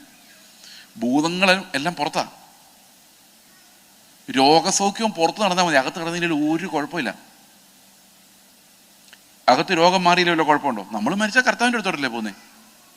ആണോ? ഇന്നലെ രാത്രി ആയപ്പോൾ കുറച്ച് ഉറപ്പൊക്കെ കിട്ടിയില്ലായിരുന്നോ? നമ്മൾ മരിച്ചാൽ കർത്താവിൻ്റെ അടുത്തോട്ട് പോകുന്നതുകൊണ്ട് ഇവിടെ ഇപ്പോൾ രോഗസൗഖ്യം നടന്നില്ലെങ്കിലും വലിയ കുഴപ്പമൊന്നുമില്ല. ഉണ്ടോ? നിങ്ങൾ സമ്മതിക്കില്ല. പക്ഷേ എൻ്റെ ദൈവമേ, ഞങ്ങൾ ഇതിനകത്ത് ഒരു തമാശ കൂടെ പറയാനുണ്ട്. തമാശ അല്ല, റിയൽ നടന്ന കാര്യമാണ്. ഖത്തറിൽ ഞാൻ ആദ്യം ചെല്ലുമ്പം ജോൺ തോമസ് പാസ്റ്റർ ചർച്ചിലാണ് ചെല്ലുന്നത്. ഈ ഇരിക്കുന്ന പാസ്റ്റർ കാര്യമാണ് പറഞ്ഞു. അവിടെ വെച്ച ഒരാളെ ഞാൻ പരിചയപ്പെട്ടു. അവരെ നേരിട്ട് കണ്ടില്ല എന്ന് എൻ്റെ ചിന്ത. മാസങ്ങൾക്ക് ശേഷം അവരെന്നെ ഫോൺ ചെയ്ത് ഒരു അനുഭവം എന്നോട് പറഞ്ഞു. ചർച്ചിൽ വരുന്ന ആളല്ലായിരുന്നു, വേറെ എവിടെ നിന്നൊന്ന് എന്നെ വിളിച്ചു മറ്റോ വന്നേ. അവർ പറഞ്ഞു അവരുടെ ചർച്ചിൽ നിന്ന്, അവരൊരു മലയാളം ചർച്ചിലല്ല കൂടുന്നത്, അവരുടെ ചർച്ചിൽ ഒരു സഹോദരി ക്യാൻസറായിട്ട് 4th സ്റ്റേജ് കിടക്കുകയാണ്. പാലിയേറ്റീവ് കെയറിലാണ്. അപ്പോൾ ഇവരെ പോയി കാണാൻ തീരുമാനിക്കാൻ ഇവരെല്ലാം ചർച്ചിലെ 3-4 പേർ. അപ്പോൾ ഈ സഹോദരി പാസ്റ്ററോട് ചോദിച്ചു, പാസ്റ്റർ ഞങ്ങൾ പോയി കാണുമ്പം അവർ നല്ല വിശ്വാസത്തിൽ അലങ്കോലമാവുമോ? നമ്മളെല്ലാം ചെന്ന് കാണുമ്പോൾ കരഞ്ഞ് നിലവിളിച്ച് പ്രശ്നമാവുമോ? എന്താണ് അവസ്ഥ എന്ന് ചോദിച്ചാൽ പാസ്റ്റർ പറഞ്ഞു ഭയങ്കര സ്ട്രോങ് ഫെയ്ത്ത് ഉള്ള ആളാണ്, ധൈര്യമായിട്ടും. അപ്പോൾ ഇവർ ഫാമിലിയായിട്ട് ചെന്നു, പാസ്റ്ററുണ്ട്. അപ്പോൾ ഇവർ ആ സ്ത്രീയോട് പറഞ്ഞു, സഹോദരിയോട് പറഞ്ഞു, ഈ ലേഡി പറഞ്ഞു സഹോദരിക്ക് ഇങ്ങനൊരു രോഗം വന്നാൽ ഞങ്ങൾക്ക് ദുഃഖമുണ്ട്, ദൈവം സൗഖ്യം തരട്ടെ. പക്ഷേ ഈ രോഗം വന്നാലും നിങ്ങൾ മരിക്കുന്നതിന് മുമ്പ് ചിലപ്പോൾ ഞാൻ തിരിച്ചു പോകുന്ന വഴിക്ക് ഞാൻ മരിക്കാം. അതുകൊണ്ട് മരണം നമ്മുടെ എല്ലാവരുടെ മുമ്പിലുണ്ട്. എന്തായാലും നമ്മളെല്ലാം മരിച്ച് കർത്താവിൻ്റെ അടുത്തേക്കല്ലേ പോകുന്നത്. അതുകൊണ്ട് ഇതിനകത്ത് ദുഃഖിക്കേണ്ട കാര്യമില്ല. കാരണം കർത്താവിൻ്റെ മുഖം കാണുന്നുള്ളതാണല്ലോ എൻ്റെ പ്രധാനപ്പെട്ട കാര്യം എന്ന് ഈ സ്ത്രീ പറഞ്ഞു പോയി. ഉടനെ പാസ്റ്റർ പറയുന്നത് എന്നാ പറയുന്നറിയോ? നിങ്ങൾ അവരുടെ ഉള്ള വിശ്വാസം ഇല്ലാതാക്കാൻ ശ്രമിക്കുവാണോ എന്ന്. നിങ്ങൾക്ക് എത്ര പേർക്ക് മനസ്സിലായി അതിൻ്റെ ഗുട്ടൻസ് എന്താന്ന്? മനസ്സിലായോ? അവർ പ്രാർത്ഥിച്ചുകൊണ്ടിരിക്കുന്നത് ഇപ്പം സൗഖ്യം കിട്ടുമെന്നാ. അപ്പോഴാണ് ഒരുത്തം വന്ന് പറയുന്നത് മരിച്ചാലും സാരമില്ലെന്ന്. അപ്പോൾ ഉള്ള വിശ്വാസം പോയില്ലേ? പോയോ? നിങ്ങൾ ആലോചിച്ച് നോക്കിയാൽ ആ സൗഖ്യം കിട്ടുമെന്നുള്ള വിശ്വാസം എത്ര ദുർബലമാണ്. സൗഖ്യം കിട്ടിയില്ലെങ്കിൽ അവർ അവിശ്വാസിയായിട്ടാണ് മരിക്കുന്നത്. They don't have an assurance or a joy that they are going to meet the Lord. ആ ജോയ് അവരുടെ ഉള്ളിലേക്ക് തരുന്നില്ല. പ്രത്യാശയുടെ സന്തോഷം വരുന്നതേയില്ല. എനിക്ക് വളരെ പരിചയമുള്ളൊരു അപ്പച്ചൻ ഉണ്ടായിരുന്നു. ആ അപ്പച്ചൻ മരിക്കുന്നതിന് ഇന്ന് രാവിലെ നല്ല ആരോഗ്യമാണ്, 88 വയസ്സ്. തുണിയെല്ലാം തന്നെ അലക്കി വെയിലത്തിട്ട് വിരിച്ചു. എന്നിട്ട് കൊച്ചുമക്കളെ വിളിച്ച് പറഞ്ഞു, അപ്പച്ചൻ ഇന്ന് പോവുക കേട്ടോ. അപ്പച്ചൻ്റെ വീട് കണ്ടു. ഭയങ്കര സന്തോഷമായിരുന്നു. പുള്ളി വൈകിട്ട് എല്ലാവരെയും വിളിച്ച് കൂട്ടിയിരുത്തി വാഴ്ത്തിയിടുന്നു എന്നുള്ള പാട്ട് പാടി. പിള്ളേർ പാടിയിട്ട് ശരിയാവുന്നില്ലെന്ന് പറഞ്ഞ് പുള്ളി ഒറ്റയ്ക്ക് പാടി ഹല്ലേലൂയ സ്തോത്രം സ്തോത്രം എന്ന് പറഞ്ഞ് അവിടെ ഇരുന്ന് മരിച്ചു. രാവിലെ തൊട്ട് പുള്ളി കാത്തിരിക്കുക. പണ്ടത്തെ കാലം. അപ്പം ഞാൻ ഈ കഥ ഒരാളോട് പറഞ്ഞപ്പം ഒരു പാസ്റ്ററിനോട് പറഞ്ഞു, ആ ഒരു ജനറേഷൻ ഇനി ഇല്ല, അത് പോയി. പുള്ളിക്ക് അങ്ങനെ ഒരു അമ്മച്ചിയെ അറിയാമെന്ന് പറഞ്ഞു. അതൊക്കെ പണ്ടുകാലത്ത് അപ്പച്ചന്മാരുടെ അമ്മച്ചിമാരുടെയും പ്രത്യാശയാണ്. ഇന്ന് അങ്ങനെയുള്ള ആൾക്കാരില്ല. ഇന്ന് കർത്താവ് വിളിച്ച പടിവാതൊക്കെ ചെന്നാലും നമുക്ക് അങ്ങോട്ട് പോകണ്ട, ഇങ്ങോട്ട് ഓടാനാണ് ശ്രമിക്കുന്നത്. No joy of salvation, no assurance. എല്ലാത്തിനും പേടിയാണ്. സമയമാൻ്റെ അകത്തു നിന്നുള്ള പാട്ട് പാടാൻ പേടിയാണ്. എങ്ങാനും തട്ടിപ്പോയാലെന്ന് വിചാരിച്ചു. പ്രത്യാശഗാനങ്ങൾ മരിച്ചടക്ക് ശുശ്രൂഷയിൽ മാത്രമേ കേൾക്കാനുള്ളൂ, അല്ലാത്തപ്പോൾ പാടാൻ പേടിയാണ്. ഈ സമയമനോഹത്തിലൊക്കെ എപ്പോഴും പാടാൻ പറ്റുന്ന പാട്ടാണ്, പക്ഷെ പാടാൻ പേടിയാണ്. പാടിക്കഴിഞ്ഞാൽ അയൽവക്കാരിൽ ഓടി വരും, എന്താ പറ്റിയെന്ന് ചോദിച്ചു. അതിനകത്ത് എഴുതിയിട്ടുണ്ട്, രാവിലെ ഞാൻ ഉണരുമ്പോൾ, അതായത് ചത്തുപോയ ആളല്ലല്ലോ രാവിലെ എഴുന്നേറ്റ് വരുന്നത്, ഭാഗ്യമുള്ളോ നിശ്ചയം എൻ്റെ യാത്രയുടെ അന്ത്യം ഇന്നേക്കാൾ അടുപ്പം. അപ്പോൾ ഓരോ ദിവസം ചെല്ലുന്തോറും എൻ്റെ രഥത്തിന് മുമ്പോട്ട് ഞാൻ പോകുന്നത് അതുപോലും പാടാൻ പേടിയാണ്. കാരണം മരണഭയം വിശ്വാസികളുടെ ഏറ്റവും വലിയ ശത്രു. അതുകൊണ്ടാണ് എബ്രാഹിം പറയുന്നത്, മരണഭയത്തിൽ നമ്മളെ വിടുവിച്ചു. ഒടുക്കത്തെ ശത്രുവാണ് ആ മരണഭയം എന്ന് പറയുന്നത്. ദാറ്റ് മരണഭയം is controlling the sin factor. ഈ സിൻ്റെ മുഴുവൻ നിയന്ത്രണം ഈ മരണഭയത്തിന് മേലായിരിക്കുന്നു. അപ്പൊ ഫെയ്ത്ത് എന്ന് പറയുന്നത്, യഥാർത്ഥ ഫെയ്ത്ത് എന്ന് പറയുന്നത് എന്താണ്? ഞാൻ പറഞ്ഞു വന്ന ഇതാണ്. അപ്പോൾ ഈവാഞ്ചലിസ്റ്റുകളാണ് ഇത് ചെയ്യേണ്ടത്. ഏത് ചെയ്യേണ്ടത്? ഈ വെളിയിലിറങ്ങി രോഗികളെ സൗഖ്യമാക്കും, ഭൂതങ്ങളെ പുറത്താക്കും, രാജ്യത്തിൻ്റെ സുവിശേഷം അവരോട് പറയുമ്പോഴാണ് ഇത് സംഭവിക്കുന്നത്. അതായത് കർത്താവ് ആരാന്ന് വെളിപ്പെടുത്തി കൊടുക്കേണ്ടത് വിശ്വാസികൾക്കല്ല, അവർ ഓൾറെഡി ദൈവത്തിൻ്റെ വീട്ടിലിരിക്കുന്ന മക്കളാണ്. ഇങ്ങനൊരു ദൈവം ഉണ്ടെന്നും ജീവിക്കുന്ന ദൈവമാണെന്നും കാണിച്ചു കൊടുക്കേണ്ട അടയാളവും അത്ഭുതങ്ങളും നടക്കേണ്ടത് എവിടെയാണ്? ഒരിക്കലും യേശുക്രിസ്തുവിനെ കുറിച്ച് കേട്ടിട്ടില്ലാത്ത നാടുകളിലാണ്. ഞങ്ങളുടെ സഭയിലെ സഹോദരങ്ങൾ, പിള്ളേര്, അവർ അൺമാരീഡ് ആയിരിക്കുന്ന സമയത്ത് തന്നെ മിഷണറിമാരായിട്ട് ഏത് സമയത്തും ജീവൻ പോകാവുന്ന രാജ്യങ്ങളിൽ മിഷണറിമാരായിട്ട് പോയി. അവിടെ ചെല്ലുമ്പോൾ അവർ അത്ഭുതങ്ങൾ കാണുന്നുണ്ട്, ഭൂതങ്ങൾ പുറത്താകുന്നത് കാണും.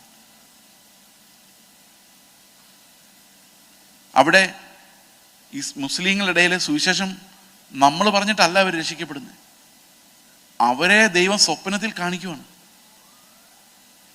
ഞങ്ങളുടെ ഒരു സഹോദരൻ ഇറാഖില് ഒരു വീട്ടിൽ ചെന്ന് അവരോട് സംസാരിച്ചപ്പോൾ അവിടുത്തെ കാർന്നവര്, പ്രായമായ ആൾ ഇറങ്ങി വന്നിട്ട് പറഞ്ഞു, സഹോദര, 10 വർഷം മുമ്പ് ഈസാ നബിയെ കുറിച്ച് പറയാൻ നിങ്ങൾ ഈ വീട്ടിന്റെ പടി കയറി വരുന്നത് ഞാൻ സ്വപ്നത്തിൽ കണ്ടിട്ടുണ്ട്. അന്നു മുതൽ പുള്ളി കാത്തിരിക്കും ഒരാൾ വരുമെന്ന് പറഞ്ഞു. ഇത് ഈവാഞ്ചലിസ്റ്റുകൾക്ക് മാത്രം കാണാൻ പറ്റുന്ന അത്ഭുതം. പക്ഷെ ഇന്ന് ഈവാന്ന് കേൾക്കുന്ന ഒരു പുച്ഛമാണ്, പുച്ഛം. എല്ലാവർക്കും പായാകണം. പാ ആയിക്കഴിഞ്ഞ് പിന്നെ ഓർഡിനേഷൻ കിട്ടി റവയാകണം. നമ്മൾ അപ്പോഴും വിചാരിക്കേണ്ട ഒരു കാര്യം, യേശു കർത്താവ് വെറും യേശു ആയിരുന്നു, ബ്രദർ യേശു പോലും അല്ലായിരുന്നു. നിങ്ങൾ ആലോചിച്ച് നോക്കിയാൽ പത്രോസിനെ പൗലോസ് പാസ്റ്റർ പത്രോസ് എന്ന് വിളിക്കുന്ന അവസ്ഥ, അല്ലെങ്കിൽ റെവറൻറ്റ് പത്രോസ് എന്ന് വിളിക്കുന്ന ആലോചിച്ച് നോക്കിയേ. ഇപ്പൊ റെവറൻറ്റ് പത്രോസ് നിങ്ങളോട് സംസാരിക്കും, ചിന്തിക്കാൻ പോലും പറ്റത്തില്ല. കാരണം they were all brothers and sisters. എന്ത് രസമാണ്. പക്ഷേ ഈ അകത്ത് കിടക്കുന്ന ഈ സാധനം നമ്മളെ നിർബന്ധിക്കുന്നു. ഇതൊരു സിസ്റ്റമായിട്ട്. ഈ റവയുടെ കാര്യമാണ് എനിക്ക് ഏറ്റവും വലിയ പ്രയാസം. ഈ കത്തോലിക്ക അച്ഛന്മാരാണ് സാധാരണ റവറൻഡ് ഫാദർ. അവർ റവ ആവാനുള്ള കാരണം എന്തെന്നറിയാമോ? അവര് അപ്പം നുറുക്കുമ്പം പാനപാത്രം എടുക്കുമ്പോൾ അവർ പറയുന്നത് യേശുക്രിസ്തുവിൻ്റെ ശരീരമെന്നാണ്. അപ്പോൾ ആൾക്കാർ ചോദിക്കും, യേശുക്രിസ്തുവിൻ്റെ ശരീരം എങ്ങനെയാണ് ഒരു സാധാരണ മനുഷ്യനെടുത്ത് കൊണ്ടൊന്ന് മുറിക്കുന്നത്? മോശമല്ലേ? അല്ലേ? യേശുക്രിസ്തുവിൻ്റെ ശരീരം ഒരു മനുഷ്യൻ മുറിക്കുന്ന മോശമല്ലേ? ആണോ? യാഗം കഴിക്കുന്നത്? അപ്പോൾ അവർ പറഞ്ഞു, കാപ്പായിട്ട് അച്ഛൻ ഫ്രണ്ടിൽ നിന്ന് കഴിയുമ്പം യേശു തന്നെയാണ്, യേശുവിൻ്റെ പ്രതിപുരുഷനാണ്. അപ്പോൾ അച്ഛൻ ഇങ്ങനെ തിരിയുമ്പോഴേക്ക് എല്ലാവരും ഇങ്ങനെ, കാരണം അവർ കാണുന്ന ആരെന്നില്ല, അച്ഛനെ അല്ല. ഈ കാപ്പായിട്ട ആൾ നോട്ട് അച്ഛൻ, ക്രിസ്തുവാണ്, ക്രിസ്തുവിൻ്റെ പ്രതിപുരുഷനാണ്. അതുകൊണ്ടാണ് റവയായത്. അവരങ്ങനെ റവയായത്. ഈ പെന്തിക്കോസ്തൽ ഉപദേശിമാരെങ്ങനെ റവയായതെന്ന് ഒരു പിടിയും എനിക്കില്ല. ഭയഭക്തി ബഹുമാനങ്ങൾ അറിയിക്കുന്നു. അതായത് അങ്ങനെ വിളിച്ചില്ലെങ്കിൽ പിണക്കവാ. ഒരു റവ ഒക്കെ ഉണ്ടെങ്കിൽ ആ ജഡം, പൗലോസ് പറയാണ്, ഇതൊക്കെ വെറും ചവറെന്ന് ഞാൻ കാണുന്നു. കാരണം ക്രിസ്തുവിൻ്റെ പരിജ്ഞാനമല്ലാതെ യാതൊന്നിനും ഒരു പ്രസക്തിയുമില്ല. ബാക്കിയെല്ലാം ലോകത്ത് തീർന്നു പോകുന്ന സാധനങ്ങളാണ്. അപ്പം ഫെയ്ത്ത് എന്ന് പറയുന്നത് നമ്മളെ എപ്പോഴും ക്രിസ്തുവിൻ്റെ പരിജ്ഞാനത്തിലേക്ക് തള്ളി വിട്ടുകൊണ്ടിരിക്കും. അതേസമയത്ത് തന്നെ ഈ ലോകത്തിൽ നമ്മളെ തള്ളി മാറ്റിക്കൊണ്ടിരിക്കും. We are crucified to the world for the all remaining of our life. ജീവിതത്തിലെ ബാക്കി റിമൈനിങ് ഡേയ്സ് എല്ലാം we know one thing, we are dead. We reckon that we are dead to sin. അപ്പോൾ ഈ പാപസംബന്ധമായ മരണം, നമ്മൾ എങ്ങനെയാണ് പാപത്തെ തോൽപ്പിക്കുന്നത്? The only way to conquer sin is to believe that it is no longer I but Christ lives in me. അത് ഒരു real ഫെയ്ത്തായി വരുമ്പോഴാണ് നമ്മൾ പാപത്തിന്മേൽ ജയമെടുക്കുന്നത്. Because only Christ is victorious. We are victorious by faith. അപ്പോൾ വിശ്വാസം എന്ന് പറഞ്ഞാൽ എന്താണ്? വിശ്വാസം എന്നതോ ആശിക്കുന്നതിൻ്റെ ഉറപ്പും കാണാത്ത കാര്യങ്ങളുടെ നിശ്ചയമാണ്. അപ്പോൾ ആ കാണാത്ത കാര്യങ്ങളുടെ നിശ്ചയം എന്നുള്ളതിലേക്ക് നമുക്ക് വരാം. ഞാൻ നിങ്ങളോട് പറഞ്ഞു, കർത്താവ് മരിച്ചപ്പോൾ ഞാനും മരിച്ചു. നിങ്ങൾ ആരെങ്കിലും കണ്ടായിരുന്നോ? ഇല്ല. കണ്ടായിരുന്നോ? കാണാത്ത കാര്യം. ഇനി എഫേസ്യർ 2:6 എന്താ പറയുന്നത്? വായിക്കാമോ? എഫേസ്യർ 2:6. നമ്മോടുള്ള അവൻ്റെ കൃപാധനത്തെ വരുംകാലങ്ങളിൽ, തൻ്റെ കൃപയുടെ അത്യന്ത ധനത്തെ വരുംകാലങ്ങളിൽ കാണിക്കേണ്ടതിന്, ഇപ്പൊ കാണിക്കുന്നില്ല, വരുംകാലങ്ങളിൽ കാണിക്കേണ്ടതിന് ക്രിസ്തു യേശുവിൽ അവനോടുകൂടെ ഉയർപ്പിച്ച് സ്വർഗത്തിൽ ഇരുത്തുകയും ചെയ്തു. അപ്പൊ കാഴ്ചയിൽ നോക്കിയാൽ നമ്മൾ ഇരിക്കുന്ന എവിടെയാ? ഈ ചർച്ചിലെ ഹാൾ, നല്ല ചെയറിൽ സുഖമായിട്ടിരിക്കുക അല്ലേ? വിശ്വാസത്തിലൊന്ന് നോക്കിയാൽ സ്വർഗത്തിൽ കർത്താവിൻ്റെ അടുത്താണ് ഇരിക്കുന്നത്. ഇനി അവിടെ ഇരുന്നുകൊണ്ട് ഈ ഭൂമിയിലേക്കൊന്ന് നോക്കി. ഇവിടെ ഇരുന്നുകൊണ്ട് അവിടെ നോക്കി, അവിടെ എന്തൊക്കെയാന്ന് നമുക്ക് അറിയാൻ മേല. അവിടെ ഇരിക്കുന്ന പോലെ ഇവിടെ ഇങ്ങോട്ടും നോക്കിക്കേ. ഇവിടെ കാശിന് വേണ്ടി ഓടി നടക്കുന്നു, കസേരയ്ക്ക് വേണ്ടി ഓടി നടക്കുന്നു. ഒരുത്തൻ കസേര ഇരിക്കാൻ നോക്കുമ്പോൾ കസേര വലിക്കുന്നു. ഇങ്ങനെയുള്ള കലാപരിപാടി ഇവിടെ നടക്കുന്ന വഴക്ക്, സഹോദരങ്ങൾ തമ്മിൽ പിണക്കം, ഒരുത്തനെ കണ്ടാൻ മിണ്ടാത്ത അവസ്ഥ, ഇതെല്ലാം മുകളിലിരുന്ന് താഴോട്ട് നോക്കുമ്പോൾ നമുക്ക് തന്നെ നമ്മളെക്കുറിച്ച് ലജ്ജ തോന്നും. ശോ, ഇത്രയും വലിയ ധനത്തിനകത്തിരുന്നിട്ട്, ഈ ക്രിസ്തുവിൻ്റെ ധനത്തിനകത്തിരുന്നിട്ട് ഈ ചവറിന് വേണ്ടി കിടന്ന് മല്ല് പിടിക്കുമായിരുന്നല്ലോ എൻ്റെ ജീവിതം മുഴുവനെന്ന് ചിന്തിക്കുന്നൊരു ദിവസം ഉണ്ടാവും. അപ്പോൾ ഫെയ്ത്തിലൂടെ നമ്മൾ നോക്കുമ്പോൾ we are not sitting here, we are sitting there. അതാണ് എറ്റേണൽ റിയാലിറ്റി. ഇത് താൽക്കാലികമാണ്. എത്ര നാൾ നിങ്ങൾ ഈ കസേര ഇരിക്കും? 1 മണി കഴിഞ്ഞ് ആരും ഇവിടെ കാണില്ല. ടെമ്പറൽ. ഒരു 50 വർഷം കഴിഞ്ഞ് ചർച്ചിൽ ആരായിരിക്കും ഉള്ളത്? ഇതെല്ലാം ടെമ്പററി. അതെല്ലാം നമ്മൾ കാണുന്നതെല്ലാം താൽക്കാലികം. വിശ്വാസം എന്നതോ കാണാത്തതിനെ സംബന്ധിക്കുന്നതാണ്. എന്നാൽ ഇന്ന് പാസ്റ്റർമാർ വ്യാഖ്യാനിച്ച് അത് ഇല്ലാത്തതിൻ്റെ ഉറപ്പാക്കി മാറ്റി. ഇല്ലാത്തതെന്ന് പറഞ്ഞാൽ എന്തുവാ? ഈ ഹോളിൽ ഇപ്പോൾ ഇല്ലാത്ത ഒന്നുമില്ല. ഞങ്ങളുടെ നാട്ടിലൊക്കെ പറയുന്നത് AC ഇല്ല എന്നൊക്കെ പറയായിരുന്നു. എന്താ ഇല്ലാത്തത്? നിങ്ങൾക്ക് ഇല്ലാത്തൊരു സാധനം സങ്കല്പിച്ച് നോക്കിയാൽ ജോലി. ഓക്കെ, ഇല്ലാത്തതാ. കാണാത്തതാണോ? അല്ല. കാണാത്തത് എന്താ? നമ്മുടെ മധ്യത്തിൽ കർത്താവുണ്ട്, അത് കാണാത്തതാ. കാണുന്നില്ല. കാണാത്ത കാര്യങ്ങളുടെ നിശ്ചയം. അപ്പൊ faith is not about getting something in this perishing world, but getting Christ. അല്ലേ? അപ്പോൾ കാണാത്ത കാര്യം എന്ന് പറഞ്ഞാൽ ക്രിസ്തു മരിച്ചപ്പോൾ ഞാനും മരിച്ചു, അവൻ പുനരുത്ഥാനം ചെയ്തപ്പോൾ ഞാൻ അവൻ്റെ കൂടെ പുനരുത്ഥാനം ചെയ്ത് സ്വർഗത്തിൽ എന്നെ ഇരുത്തിയിരിക്കുന്നു. Something that I have not seen but I know. ഈ നോയിങ്, അതാണ് വീണ്ടും ജനിക്കുമ്പോൾ നമ്മുടെ ഉള്ളിലേക്ക് കർത്താവ് തരുന്ന നോളജ് എന്ന് പറയുന്നത്. You are seated with Christ in heaven. അപ്പം നമുക്ക് നഷ്ടം വന്നാലൊന്നും നമുക്ക് കുഴപ്പമില്ല. ഞാനൊരു ചെറിയ എക്സാമ്പിൾ പറയാം. ഒരു ദിവസം എൻ്റെ ഇതൊക്കെ അവർ കേട്ട് കഴിഞ്ഞാൽ എന്നെ ഓടിക്കും. എന്നെ പഠിപ്പിച്ച ഒരാൾ ഹോസ്പിറ്റലിൽ ഇത്തിരി സീരിയസ് ആയിട്ട് കിടക്കുമായിരുന്നു. ഇത് അദ്ദേഹത്തിൻ്റെ കുഴപ്പമില്ല കേട്ടോ, എൻ്റെ കുഴപ്പമൊന്നും പറയാം.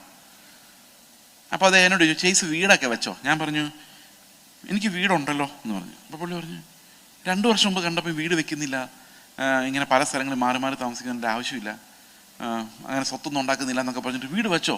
ഞാൻ പറഞ്ഞു സാറേ, ഉള്ള സത്യം പറഞ്ഞാൽ അന്ന് സാറിനോട് സംസാരിക്കുമ്പോഴും എനിക്ക് വീടുണ്ടായിരുന്നു. അപ്പോൾ നീ കള്ളം പറഞ്ഞാണോ? ഞാൻ പറഞ്ഞു കള്ളം പറഞ്ഞതല്ല, കാരണം നമ്മളൊക്കെ സുശേഷയിലൊക്കെ ഇറങ്ങുന്നതിനൊക്കെ എത്രയോ മുമ്പ് കർത്താവ് നമുക്ക് വേണ്ടി ഒരു വീടൊക്കെ ഉണ്ടാക്കി വെച്ചിട്ടല്ലേ നമ്മളെ വിളിച്ചത് എന്ന് ചോദിച്ചപ്പം ഇദ്ദേഹം എന്നോട് ചോദിക്കോ, ഓ ആ വീടാണോ?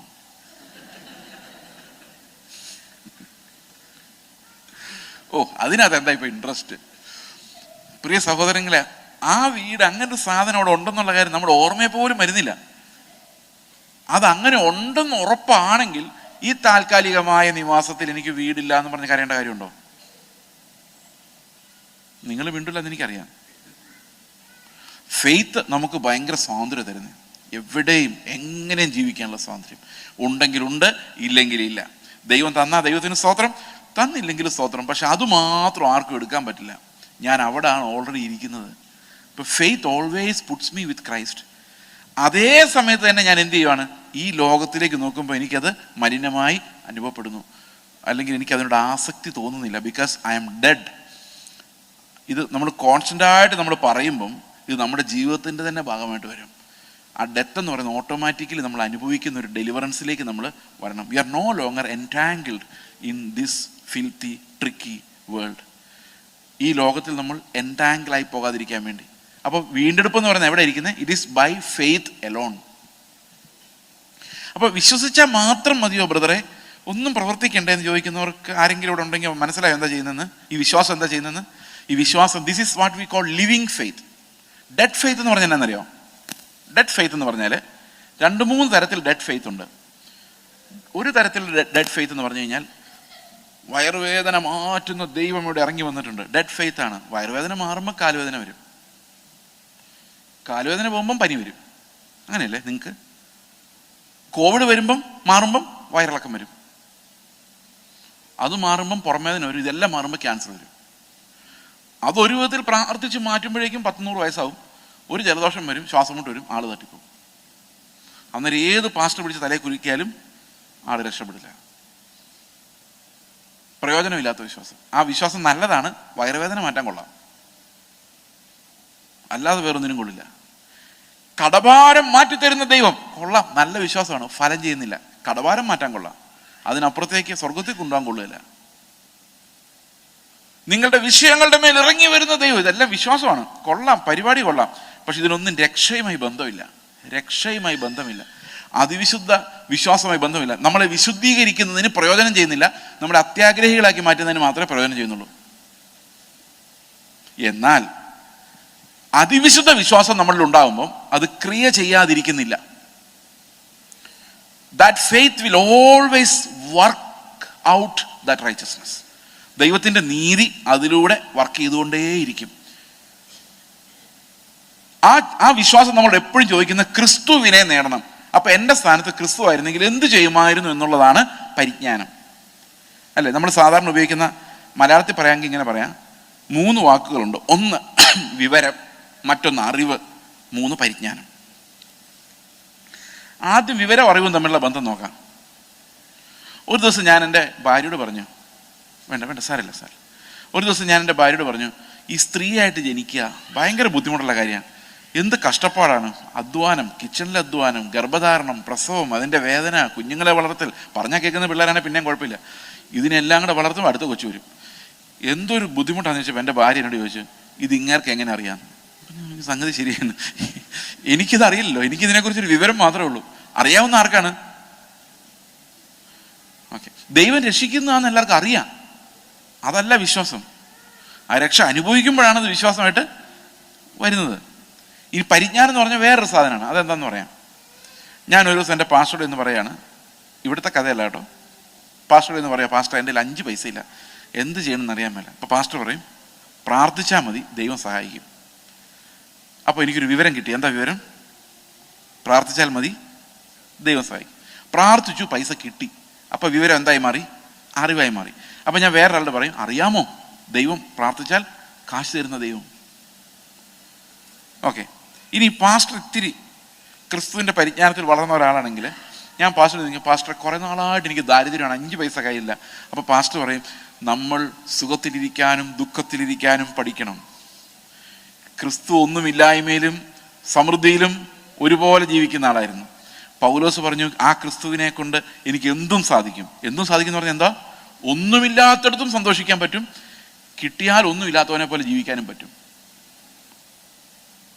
അങ്ങനെ യേശു എന്ത് ചെയ്യുമായിരുന്നു എന്ന് ആലോചിക്കുമ്പോഴാണ് നമുക്ക് യഥാർത്ഥ സമാധാനം ഉണ്ടാകുന്നത്. ഇതിനെയാണ് നമ്മൾ പരിജ്ഞാനം എന്ന് പറയുന്നത്. ചിലപ്പോൾ കാശ് കിട്ടുമായിരിക്കും, ചിലപ്പോൾ കാശ് കിട്ടില്ലായിരിക്കും. പക്ഷെ ക്രിസ്തു ഏത് ഇമോഷൻസിലൂടെയാണ് അതിനെ നേരിട്ടതെന്ന് എനിക്ക് മനസ്സിലാവും. ആത്മാവ് അത് കാണിച്ചു തരും. അതിനെയാണ് പരിജ്ഞാനം എന്ന് പറയുന്നത്. എൻ്റെ സ്ഥാനത്ത് ക്രിസ്തു ആയിരുന്നെങ്കിൽ what would he do? We will never do it perfectly. പക്ഷെ അത് എൻ്റെ ഉള്ളിലേക്ക് വരുമ്പം തന്നെ that's a deliverance for me. എൻ്റെ ഉള്ളിലേക്ക് ആ വെളിപ്പാട് വരുമ്പോൾ ആ പരിജ്ഞാനം മതി. ആ പരിജ്ഞാനം എൻ്റെ ഉള്ളിലേക്ക് വരുമ്പോൾ തന്നെ I am a different person. നിങ്ങൾക്ക് ചിന്തിക്കാൻ പറ്റുന്നത് ശരിയാണോ ഞാൻ പറയുന്നത്? അല്ലേ? അപ്പോൾ യേശു ഇങ്ങനെ ആയിരിക്കുമായിരുന്നു നമുക്കൊരു റെവലേഷൻ ഉണ്ടായിക്കഴിഞ്ഞാൽ വി ബിക്കം ടോട്ടലി ഡിഫറെൻറ്റ്. ഇങ്ങനെയാണ് ഈ പുതിയ നിയമത്തിൽ നമ്മളെ നീതിമാന്മാരാക്കി കർത്താവ് മാറ്റുന്നത്. That is why we always say faith alone, grace alone. It is God doing everything through the faith that he has given us. ഈ ഫെയ്ത്ത് എന്ന് പറയുന്ന ഒരു അത്ഭുത സാധനമാണ്. നമ്മൾ സാധാരണ ഈ ലോകത്ത് നിങ്ങൾ വിശ്വസിക്ക് എന്ന് പറഞ്ഞാൽ തുള്ളുന്ന ആ സാധനമല്ല ഇത്. This is something that draws you closer to Christ and Christ becomes your greatest inheritance. ആ കൃപയുടെ വിശ്വാസത്തിൻ്റെ വ്യാപാരമാണ് ഒരു യഥാർത്ഥ ക്രിസ്തീയ സഭയിൽ നടക്കേണ്ടത്. ഈ നിഷ്ഫല ലോകത്തിൽ താൽക്കാലിക സുഖഭോഗങ്ങൾക്ക് വേണ്ടിയുള്ള വിശ്വാസമല്ല ഇത്. This is not that. ഇത് ക്വാളിറ്റേറ്റീവ്ലി ഡിഫറെൻ്റ് ആണ്. 2 ഡിഫറെൻറ്റ് സബ്സ്റ്റൻസസ് ആണ്. This has no similarity with the other faith that we usually see around us. അതുകൊണ്ട് പ്രിയ സഹോദരങ്ങളെ, ഈ അതിവിശുദ്ധ വിശ്വാസത്തിൻ്റെ ഓഹരിക്കാരായി നമ്മെ വിളിച്ചിരിക്കുന്ന ദൈവത്തിന് നമുക്ക് നന്ദി പറയാം. നന്ദി തോന്നുന്നുണ്ടോ? നന്ദി തോന്നുന്നുണ്ടോ? ശരിക്കും തോന്നുന്നുണ്ടേ പറഞ്ഞാൽ മതി, അല്ലെങ്കിൽ ചുമ്മാ ഇരുന്നോ, no problem. Do you really feel that gratitude to God, thankfulness to God? Lord, thank you for giving me this faith to know that I am your child, to know that one day I will be like Christ, to know that only that life, Christ's life, is desirable. Only that life which is worth living. നമുക്ക് പ്രാർത്ഥിക്കാം. ഞങ്ങളുടെ സ്വർഗ്ഗസ്ഥ പിതാവേ, അങ്ങയുടെ പുത്രൻ്റെ ജീവനിലേക്ക് ഞങ്ങളെ വിളിച്ചതിനായി, അതിൻ്റെ സമൃദ്ധിയിലേക്ക് ഞങ്ങളെ നടത്തുന്നതിനായിട്ട്, ഞങ്ങൾ ഈ ലോകത്തുള്ള എന്തും കർത്താവേ അങ്ങയുടെ ആ തേജസ്സിന് മുമ്പിൽ ഷാഡോസായി മാറുന്ന ആ വെളിച്ചത്തിന് മുമ്പിൽ, when I look into your holiness and your loveliness, everything that surrounds me become just shadows which we can just abandon. കർത്താവെ, അത്ര മഹത്വമേറിയ തേജസ്സിലേക്ക് ഞങ്ങളെ വിളിച്ചിരിക്കുന്ന അങ്ങയുടെ കൃപയ്ക്കായി ഞങ്ങൾക്ക് തന്നിരിക്കുന്ന അതിവിശുദ്ധ വിശ്വാസത്തിനായിട്ട് ഞങ്ങൾ എനിക്ക് നന്ദി പറയുകയും അങ്ങേ മഹത്വപ്പെടുത്തുകയും ചെയ്യുന്നു. കർത്താവായ യേശു ക്രിസ്തുവിൻ്റെ നാമത്തിൽ തന്നെ ആമേൻ.